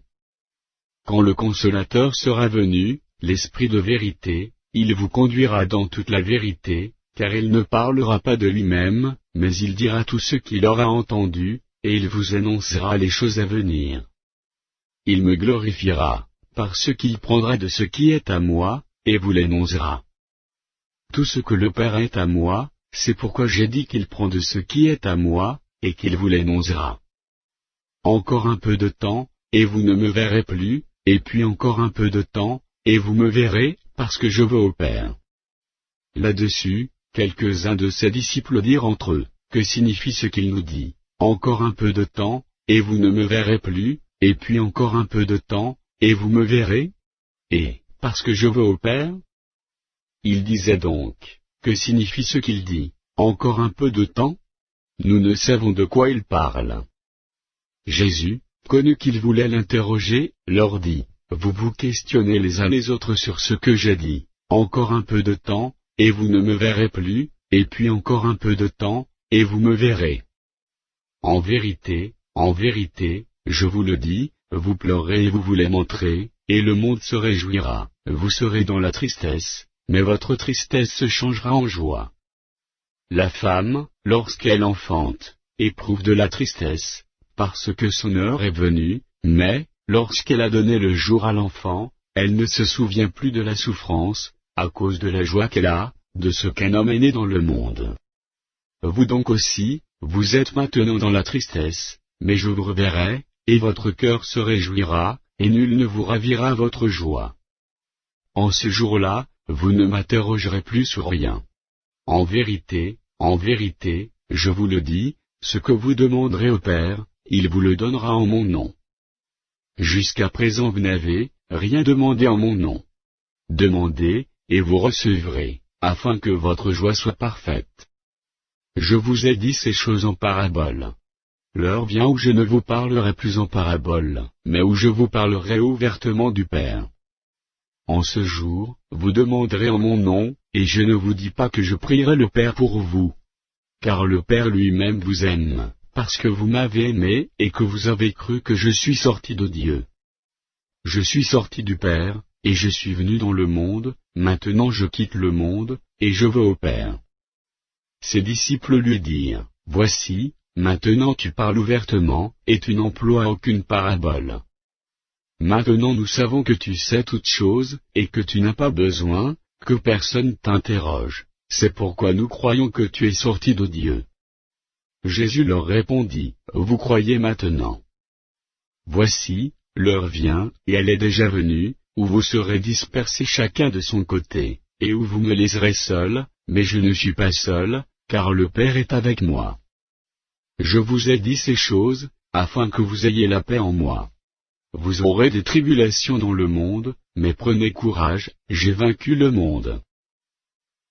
Jean. Chapitre 17. Après avoir ainsi parlé, Jésus leva les yeux au ciel, et dit, Père, l'heure est venue. Glorifie ton Fils, afin que ton Fils te glorifie, selon que tu lui as donné pouvoir sur toute chair, afin qu'il accorde la vie éternelle à tout ce que tu lui as donné. Or, la vie éternelle, c'est qu'ils te connaissent, toi, le seul vrai Dieu, et celui que tu as envoyé, Jésus-Christ. Je t'ai glorifié sur la terre, j'ai achevé l'œuvre que tu m'as donnée à faire. Et maintenant toi, Père, glorifie-moi auprès de toi et même de la gloire, que j'avais auprès de toi avant que le monde fût. J'ai fait connaître ton nom aux hommes, que tu m'as donnés du milieu du monde. Ils étaient à toi, et tu me les as donnés, et ils ont gardé ta parole. Maintenant ils ont connu que tout ce que tu m'as donné vient de toi. Car je leur ai donné les paroles que tu m'as données, et ils les ont reçues, et ils ont vraiment connu que je suis sorti de toi, et ils ont cru que tu m'as envoyé. C'est pour eux que je prie. Je ne prie pas pour le monde, mais pour ceux que tu m'as donnés, par ceux qui y sont à toi. Et tout ce qui est à moi est à toi, et ce qui est à toi est à moi, et je suis glorifié en eux. Je ne suis plus dans le monde, et ils sont dans le monde, et je vais à toi. Père Saint, garde en ton nom ce que tu m'as donné, afin qu'ils soient un comme nous. Lorsque j'étais avec eux dans le monde, je les gardais en ton nom.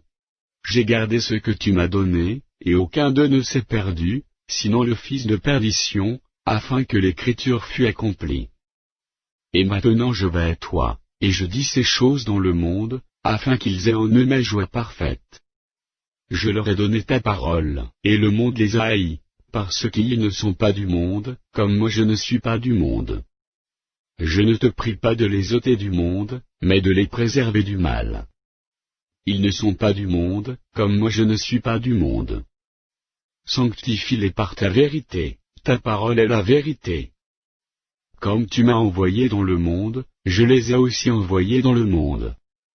Et je me sanctifie moi-même pour eux, afin qu'eux aussi soient sanctifiés par la vérité. Ce n'est pas pour eux seulement que je prie, mais encore pour ceux qui croiront en moi par leur parole, afin que tous soient un, comme toi, Père, tu es en moi, et comme je suis en toi, afin qu'eux aussi soient un en nous, pour que le monde croie que tu m'as envoyé. Je leur ai donné la gloire que tu m'as donnée, afin qu'ils soient un comme nous sommes un, moi en eux, et toi en moi, afin qu'ils soient parfaitement un, et que le monde connaisse que tu m'as envoyé et que tu les as aimés comme tu m'as aimé. Père, je veux que là où je suis ce que tu m'as donné soit aussi avec moi, afin qu'ils voient ma gloire, la gloire que tu m'as donnée, parce que tu m'as aimé avant la fondation du monde. Père juste, le monde ne t'a point connu, mais moi je t'ai connu, et ceux-ci ont connu que tu m'as envoyé. Je leur ai fait connaître ton nom, et je le leur ferai connaître, afin que l'amour dont tu m'as aimé soit en eux, et que je sois en eux. Jean. Chapitre 18. Lorsqu'il eut dit ces choses, Jésus alla avec ses disciples de l'autre côté du torrent du Cédron, où se trouvait un jardin, dans lequel il entra, lui et ses disciples. Judas, qui le livrait, connaissait ce lieu, parce que Jésus et ses disciples s'y étaient souvent réunis. Judas donc, ayant pris la cohorte, et les huissiers qu'envoyèrent les principaux sacrificateurs et les pharisiens, vint là avec des lanternes, des flambeaux et des armes. Jésus, sachant tout ce qui devait lui arriver, s'avança, et leur dit, « Qui cherchez-vous » Ils lui répondirent, « Jésus de Nazareth. » Jésus leur dit, « C'est moi. » Et Judas, qui le livrait, était avec eux. Lorsque Jésus leur eut dit, « C'est moi », ils reculèrent et tombèrent par terre. Il leur demandait de nouveau, « Qui cherchez-vous » Et ils dirent, « Jésus de Nazareth. » Jésus répondit, « Je vous ai dit que c'est moi.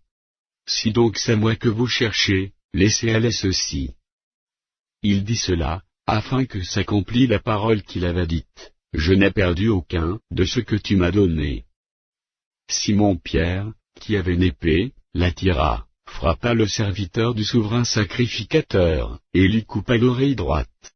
Ce serviteur s'appelait Malchu. Jésus dit à Pierre, « Remets ton épée dans le fourreau. Ne boirai-je pas la coupe que le Père m'a donnée à boire ?» La cohorte, le tribun, et les huissiers des Juifs, se saisirent alors de Jésus, et le lièrent. Ils l'emmenèrent d'abord chez Anne, car il était le beau-père de Caïphe, qui était souverain sacrificateur cette année-là. Et Caïphe était celui qui avait donné ce conseil aux Juifs, « Il est avantageux qu'un seul homme meure pour le peuple. » Simon-Pierre, avec un autre disciple, suivait Jésus. Ce disciple était connu du souverain sacrificateur, et il entra avec Jésus dans la cour du souverain sacrificateur. Mais Pierre resta dehors près de la porte. L'autre disciple, qui était connu du souverain sacrificateur, sortit, parla à la portière, et fit entrer Pierre. Alors la servante, la portière, dit à Pierre, « Toi aussi, n'es-tu pas des disciples de cet homme » Il dit, « Je n'en suis point. » Les serviteurs et les huissiers, qui étaient là, avaient allumé un brasier, car il faisait froid, et ils se chauffaient. Pierre se tenait avec eux, et se chauffait. Le souverain sacrificateur interrogea Jésus sur ses disciples sur sa doctrine. Jésus lui répondit, « J'ai parlé ouvertement au monde, j'ai toujours enseigné dans la synagogue et dans le temple, où tous les Juifs s'assemblent, et je n'ai rien dit en secret. Pourquoi m'interroges-tu ? Interroge sur ce que je leur ai dit ceux qui m'ont entendu, voici, ceux-là savent ce que j'ai dit. » À ces mots, un des huissiers, qui se trouvait là, donna un soufflet à Jésus, en disant, « Est-ce ainsi que tu réponds au souverain sacrificateur ?» Jésus lui dit, « Si j'ai mal parlé, fais voir ce que j'ai dit de mal, et si j'ai bien parlé, pourquoi me frapes-tu » Anne l'envoya lié à Caïphe, le souverain sacrificateur. Simon-Pierre était là, et se chauffait. On lui dit, « Toi aussi, n'es-tu pas de ses disciples ?» Il le nia, et dit, « Je n'en suis point. » Un des serviteurs du souverain sacrificateur, parent de celui à qui Pierre avait coupé l'oreille, dit, « Ne t'ai-je pas vu avec lui dans le jardin ?» Pierre le niait de nouveau. Et aussitôt le coq chanta. Ils conduisirent Jésus de chez Caïphe au prétoire. C'était le matin. Ils n'entrèrent point eux-mêmes dans le prétoire, afin de ne pas se souiller, et de pouvoir manger la Pâque. Pilate sortit donc pour aller à eux, et il dit, « Quelle accusation portez-vous contre cet homme ?» Ils lui répondirent, « Et si ce n'était pas un malfaiteur, nous ne te l'aurions pas livré. » Sur quoi Pilate leur dit, « Prenez-le vous-même, et jugez-le selon votre loi. » Les Juifs lui dirent, « Il ne nous est pas permis de mettre personne à mort. » C'était afin que s'accomplît la parole, que Jésus avait dite, lorsqu'il indiqua de quelle mort il devait mourir. Pilate rentra dans le prétoire, appela Jésus, et lui dit, « Es-tu le roi des Juifs » Jésus répondit, « Est-ce de toi-même que tu dis cela, ou d'autres te l'ont-ils dit de moi » Pilate répondit, « Moi, suis-je juif ? Ta nation et les principaux sacrificateurs t'ont livré à moi. Qu'as-tu fait » Mon royaume n'est pas de ce monde, répondit Jésus. Si mon royaume était de ce monde, mes serviteurs auraient combattu pour moi afin que je ne fusse pas livré aux Juifs, mais maintenant mon royaume n'est point d'ici-bas. Pilate lui dit, Tu es donc roi ? Jésus répondit, Tu le dis, je suis roi. Je suis né et je suis venu dans le monde, pour rendre témoignage à la vérité. Quiconque est de la vérité écoute ma voix. Pilate lui dit, Qu'est-ce que la vérité ? Après avoir dit cela, il sortit de nouveau, pour aller vers les Juifs, et il leur dit, Je ne trouve aucun crime en lui. Mais, comme c'est parmi vous une coutume, que je vous relâche quelqu'un à la fête de Pâques, voulez-vous que je vous relâche le roi des Juifs ? Alors de nouveau tous s'écrièrent, non pas lui, mais Barabbas. Or, Barabbas était un brigand. Jean. Chapitre 19. Alors Pilate prit Jésus, et le fit battre de verges. Les soldats tressèrent une couronne d'épines, qu'ils posèrent sur sa tête, et ils le revêtirent d'un manteau de pourpre, puis, s'approchant de lui, ils disaient, Salut, roi des Juifs. Et ils lui donnaient des soufflets. Pilate sortit de nouveau, et dit aux Juifs, Voici, je vous les mène dehors, afin que vous sachiez que je ne trouve en lui aucun crime. Jésus sortit donc, portant la couronne d'épines et le manteau de pourpre. Et Pilate leur dit, Voici l'homme. Lorsque les principaux sacrificateurs et les huissiers le virent, ils s'écrièrent, Crucifie! Crucifie! Pilate leur dit, Prenez-le vous-même, et crucifiez-le, car moi, je ne trouve point de crime en lui. Les Juifs lui répondirent, Nous avons une loi, et, selon notre loi, il doit mourir, par ce qui s'est fait fils de Dieu. Quand Pilate entendit cette parole, sa frayeur augmenta. Il rentra dans le prétoire, et il dit à Jésus, D'où es-tu ? Mais Jésus ne lui donna point de réponse. Pilate lui dit, Est-ce à moi que tu ne parles pas ? Ne sais-tu pas que j'ai le pouvoir de te crucifier, et que j'ai le pouvoir de te relâcher ? Jésus répondit, Tu n'aurais sur moi aucun pouvoir, s'il ne t'avait été donné d'en haut. C'est pourquoi celui qui me livre à toi commet un plus grand péché. Dès ce moment, Pilate chercha à le relâcher. Mais les Juifs criaient, Si tu le relâches, tu n'es pas ami de César. Quiconque se fait roi se déclare contre César. Pilate, ayant entendu ces paroles, amena Jésus dehors, et il s'assit sur le tribunal, au lieu appelé le pavé, et en hébreu Gabata. C'était la préparation de la Pâque, et environ la 6e heure. Pilate dit aux Juifs, Voici votre roi. Mais ils s'écrièrent, Ôte, ôte, crucifie-le. Pilate leur dit, « Crucifierai-je votre roi ?» Les principaux sacrificateurs répondirent, « Nous n'avons de roi que César. » Alors il le leur livra pour être crucifié. Ils prirent donc Jésus, et les menèrent. Jésus, portant sa croix, arriva au lieu du crâne, qui se nomme en hébreu Golgotha. C'est là qu'il fut crucifié, et deux autres avec lui, un de chaque côté, et Jésus au milieu. Pilate fit une inscription, qu'il plaça sur la croix, et qui était ainsi conçue, Jésus de Nazareth, roi des Juifs. Beaucoup de Juifs lurent cette inscription, parce que le lieu où Jésus fut crucifié était près de la ville, elle était en hébreu, en grec et en latin. Les principaux sacrificateurs des Juifs dirent à Pilate, « N'écris pas, roi des Juifs. Mais écris qu'il a dit, je suis roi des Juifs. » Pilate répondit, « Ce que j'ai écrit, je l'ai écrit. » Les soldats, après avoir crucifié Jésus, prirent ses vêtements, et ils en firent 4 parts, une part pour chaque soldat. Ils prirent aussi sa tunique, qui était sans couture, d'un seul tissu depuis le haut jusqu'en bas. Et ils dirent entre eux, « Ne la déchirons pas, mais tirons au sort à qui elle sera. » Cela arriva afin que s'accomplisse cette parole de l'Écriture. Ils se sont partagés mes vêtements, et ils ont tiré au sort ma tunique. Voilà ce que firent les soldats. Près de la croix de Jésus se tenaient sa mère et la sœur de sa mère, Marie, femme de Cléopas, et Marie de Magdala. Jésus, voyant sa mère, et auprès d'elle le disciple qu'il aimait, dit à sa mère, « Femme, voilà ton fils. » Puis il dit au disciple, « Voilà ta mère. » Et, dès ce moment, le disciple la prit chez lui. Après cela, Jésus, qui savait que tout était déjà consommé, dit, afin que l'écriture fût accomplie, « J'ai soif. » Il y avait là un vase plein de vinaigre. Les soldats en remplirent une éponge, et, l'ayant fixé à une branche d'hysope, ils l'approchèrent de sa bouche. Quand Jésus prit le vinaigre, il dit, « Tout est accompli. » Et, baissant la tête, il rendit l'esprit.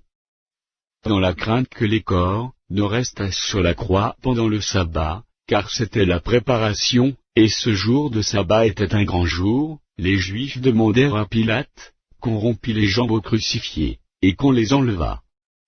Les soldats vinrent donc, et ils rompirent les jambes au premier, puis à l'autre qui avait été crucifié avec lui. S'étant approchés de Jésus, et le voyant déjà mort, ils ne lui rompirent pas les jambes, mais un des soldats lui perçait le côté avec une lance, et aussitôt il sortit du sang et de l'eau. Celui qui l'a vu en a rendu témoignage, et son témoignage est vrai, et il sait qu'il dit vrai, afin que vous croyiez aussi. Ces choses sont arrivées, afin que l'écriture fût accomplie, aucun de ces os ne sera brisé. Et ailleurs l'écriture dit encore, ils verront celui qu'ils ont percé. Après cela, Joseph d'Arimathée, qui était disciple de Jésus, mais en secret par crainte des Juifs, demanda à Pilate la permission de prendre le corps de Jésus. Et Pilate le permit. Il vint donc, et prit le corps de Jésus. Nicodème, qui auparavant était allé de nuit vers Jésus, vint aussi, apportant un mélange d'environ 100 livres de myrrhe et d'aloès. Ils prirent donc le corps de Jésus, et l'enveloppèrent de bandes, avec les aromates, comme c'est la coutume d'ensevelir chez les Juifs. Or, il y avait un jardin dans le lieu, où Jésus avait été crucifié, et dans le jardin un sépulcre neuf, où personne encore n'avait été mis. Ce fut là qu'ils déposèrent Jésus, à cause de la préparation des Juifs, parce que le sépulcre était proche. Jean. Chapitre 20. Le premier jour de la semaine, Marie de Magdala se rendit au sépulcre de le matin, comme il faisait encore obscur, et elle vit que la pierre était ôtée du sépulcre. Elle courut vers Simon-Pierre, et vers l'autre disciple que Jésus aimait, et leur dit, « Ils ont enlevé du sépulcre le Seigneur, et nous ne savons où ils l'ont mis. » Pierre et l'autre disciple sortirent, et allèrent au sépulcre. Ils couraient tous deux ensemble. Mais l'autre disciple courut plus vite que Pierre, et arriva le premier au sépulcre. S'étant baissé, il vit les bandes qui étaient à terre, cependant il n'entra pas. Simon-Pierre, qui le suivait, arriva et entra dans le sépulcre, il vit les bandes qui étaient à terre, et le linge qu'on avait mis sur la tête de Jésus, non pas avec les bandes, mais plié dans un lieu à part. Alors l'autre disciple, qui était arrivé le premier au sépulcre, entra aussi, et il vit, et il crut. Car il ne comprenait pas encore que, selon l'Écriture, Jésus devait ressusciter des morts. Et les disciples s'en retournèrent chez eux. Cependant Marie se tenait dehors près du sépulcre, et pleurait.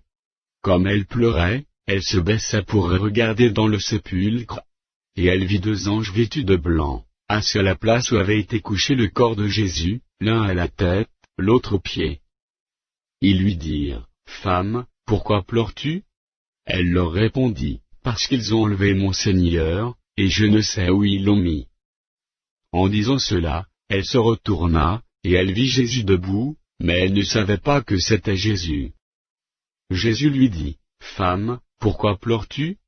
Qui cherches-tu » Elle, pensant que c'était le jardinier, lui dit, « Seigneur, et si c'est toi qui l'as emporté, dis-moi où tu l'as mis, et je le prendrai. » Jésus lui dit, « Marie. » Elle se retourna, et lui dit en hébreu, « Rabouni. » c'est-à-dire, « Maître. » Jésus lui dit, « Ne me touche pas, car je ne suis pas encore monté vers mon Père. Mais va trouver mes frères, et dis-leur que je monte vers mon Père et votre Père, vers mon Dieu et votre Dieu. » Marie de Magdala alla annoncer aux disciples qu'elle avait vu le Seigneur, et qu'il lui avait dit ces choses. Le soir de ce jour, qui était le premier de la semaine, les portes du lieu où se trouvaient les disciples étant fermées, à cause de la crainte qu'ils avaient des Juifs, Jésus vint, se présenta au milieu d'eux, et leur dit, « La paix soit avec vous. » Et quand il eut dit cela, il leur montra ses mains et son côté. Les disciples furent dans la joie en voyant le Seigneur. Jésus leur dit de nouveau, « La paix soit avec vous. Comme le Père m'a envoyé, moi aussi je vous envoie. » Après ces paroles, il souffla sur eux, et leur dit, « Recevez le Saint-Esprit. Ceux à qui vous pardonnerez les péchés, ils leur seront pardonnés, et ceux à qui vous les retiendrez, ils leur seront retenus. » Thomas, appelé Didyme, l'un des 12, n'était pas avec eux lorsque Jésus vint. Les autres disciples lui dirent donc, « Nous avons vu le Seigneur. » Mais il leur dit, « Si je ne vois dans ses mains la marque des clous, et si je ne mets mon doigt dans la marque des clous, et si je ne mets mes mains dans son côté, je ne croirai point. » 8 jours après, les disciples de Jésus étaient de nouveau dans la maison, et Thomas se trouvait avec eux. Jésus vint, les portes étant fermées, se présenta au milieu d'eux, et dit, « La paix soit avec vous. » Puis il dit à Thomas, « Avance ici ton doigt, et regarde mes mains, avance aussi ta main, et mets-les dans mon côté, et ne sois pas incrédule, mais crois. » Thomas lui répondit, « Mon Seigneur et mon Dieu. » Jésus lui dit, « Parce que tu m'as vu, tu as cru. Heureux ceux qui n'ont pas vu, et qui ont cru. » Jésus a fait encore, en présence de ses disciples, beaucoup d'autres miracles, qui ne sont pas écrits dans ce livre. Mais ces choses ont été écrites, afin que vous croyiez que Jésus est le Christ, le Fils de Dieu, et qu'en croyant vous ayez la vie en son nom. Jean. Chapitre 21. Après cela, Jésus se montrait encore aux disciples, sur les bords de la mer de Tibériade. Et voici de quelle manière il se montra. Simon-Pierre, Thomas, appelé Didyme, Nathanaël, de Cana en Galilée, les fils de Zébédée, et 2 autres disciples de Jésus, étaient ensemble. Simon-Pierre leur dit, « Je vais pêcher. » Ils lui dirent, « Nous allons aussi avec toi. » Ils sortirent et montèrent dans une barque, et cette nuit-là ils ne prirent rien. Le matin étant venu, Jésus se trouva sur le rivage, mais les disciples ne savaient pas que c'était Jésus. Jésus leur dit, « Enfants, n'avez-vous rien mangé ?» Ils lui répondirent, « Non. » Il leur dit, « Jetez le filet du côté droit de la barque, et vous trouverez. » Ils le jetèrent donc, et ils ne pouvaient plus le retirer, à cause de la grande quantité de poissons. Alors le disciple que Jésus aimait dit à Pierre, « C'est le Seigneur. » Et Simon-Pierre, dès qu'il eut entendu que c'était le Seigneur, mit son vêtement et sa ceinture, car il était nu, et se jeta dans la mer. Les autres disciples vinrent avec la barque, tirant le filet plein de poissons, car ils n'étaient éloignés de terre, que d'environ 200 coudées. Lorsqu'ils furent descendus à terre, ils virent là des charbons allumés, du poisson dessus, et du pain. Jésus leur dit, apportez des poissons, que vous venez de prendre. Simon-Pierre monta dans la barque, et tira à terre le filet plein de 153 grands poissons, et quoiqu'il y en eût tant, le filet ne se rompit point. Jésus leur dit, venez, mangez. Et aucun des disciples n'osa lui demander, qui es-tu? Sachant que c'était le Seigneur. Jésus s'approcha, prit le pain, et leur en donna, il fit de même du poisson. C'était déjà la 3e fois que Jésus se montrait à ses disciples depuis qu'il était ressuscité des morts. Après qu'ils eurent mangé, Jésus dit à Simon-Pierre, Simon, fils de Jonas, m'aimes-tu plus que ne m'aiment ceux-ci? Il lui répondit, oui, Seigneur, tu sais que je t'aime. Jésus lui dit, paie mes agneaux. Il lui dit une seconde fois, Simon, fils de Jonas, m'aimes-tu? Pierre lui répondit, oui, Seigneur, tu sais que je t'aime. Jésus lui dit, paie mes brebis. Il lui dit pour la 3e fois, Simon, fils de Jonas, m'aimes-tu? Pierre fut attristé de ce qu'il lui avait dit pour la 3e fois, m'aimes-tu? Et il lui répondit, Seigneur, tu sais toutes choses, tu sais que je t'aime. Jésus lui dit, paie mes brebis. En vérité, je te le dis, quand tu étais plus jeune, tu te saignais toi-même, et tu es là où tu voulais, mais quand tu seras vieux, tu étendras tes mains, et un autre te ceindra, et te mènera où tu ne voudras pas. Il dit cela pour indiquer par quelle mort Pierre glorifierait Dieu. Et ayant ainsi parlé, il lui dit, suis-moi. Pierre, s'étant retourné, vit venir après eux le disciple que Jésus aimait, celui qui, pendant le souper, s'était penché sur la poitrine de Jésus, et avait dit, Seigneur, qui est celui qui te livre? En le voyant, Pierre dit à Jésus, et celui-ci, Seigneur, que lui arrivera-t-il? Jésus lui dit, si je veux qu'il demeure jusqu'à ce que je vienne, que t'importe? Toi, suis-moi. Là-dessus, le bruit courut parmi les frères, que ce disciple ne mourra point. Cependant Jésus n'avait pas dit à Pierre qu'il ne mourra point, mais, si je veux qu'il demeure jusqu'à ce que je vienne, que t'importe? C'est ce disciple qui rend témoignage de ces choses, et qui les a écrites. Et nous savons que son témoignage est vrai. Jésus a fait encore beaucoup d'autres choses, si on les écrivait en détail, je ne pense pas que le monde même pût contenir les livres qu'on écrirait.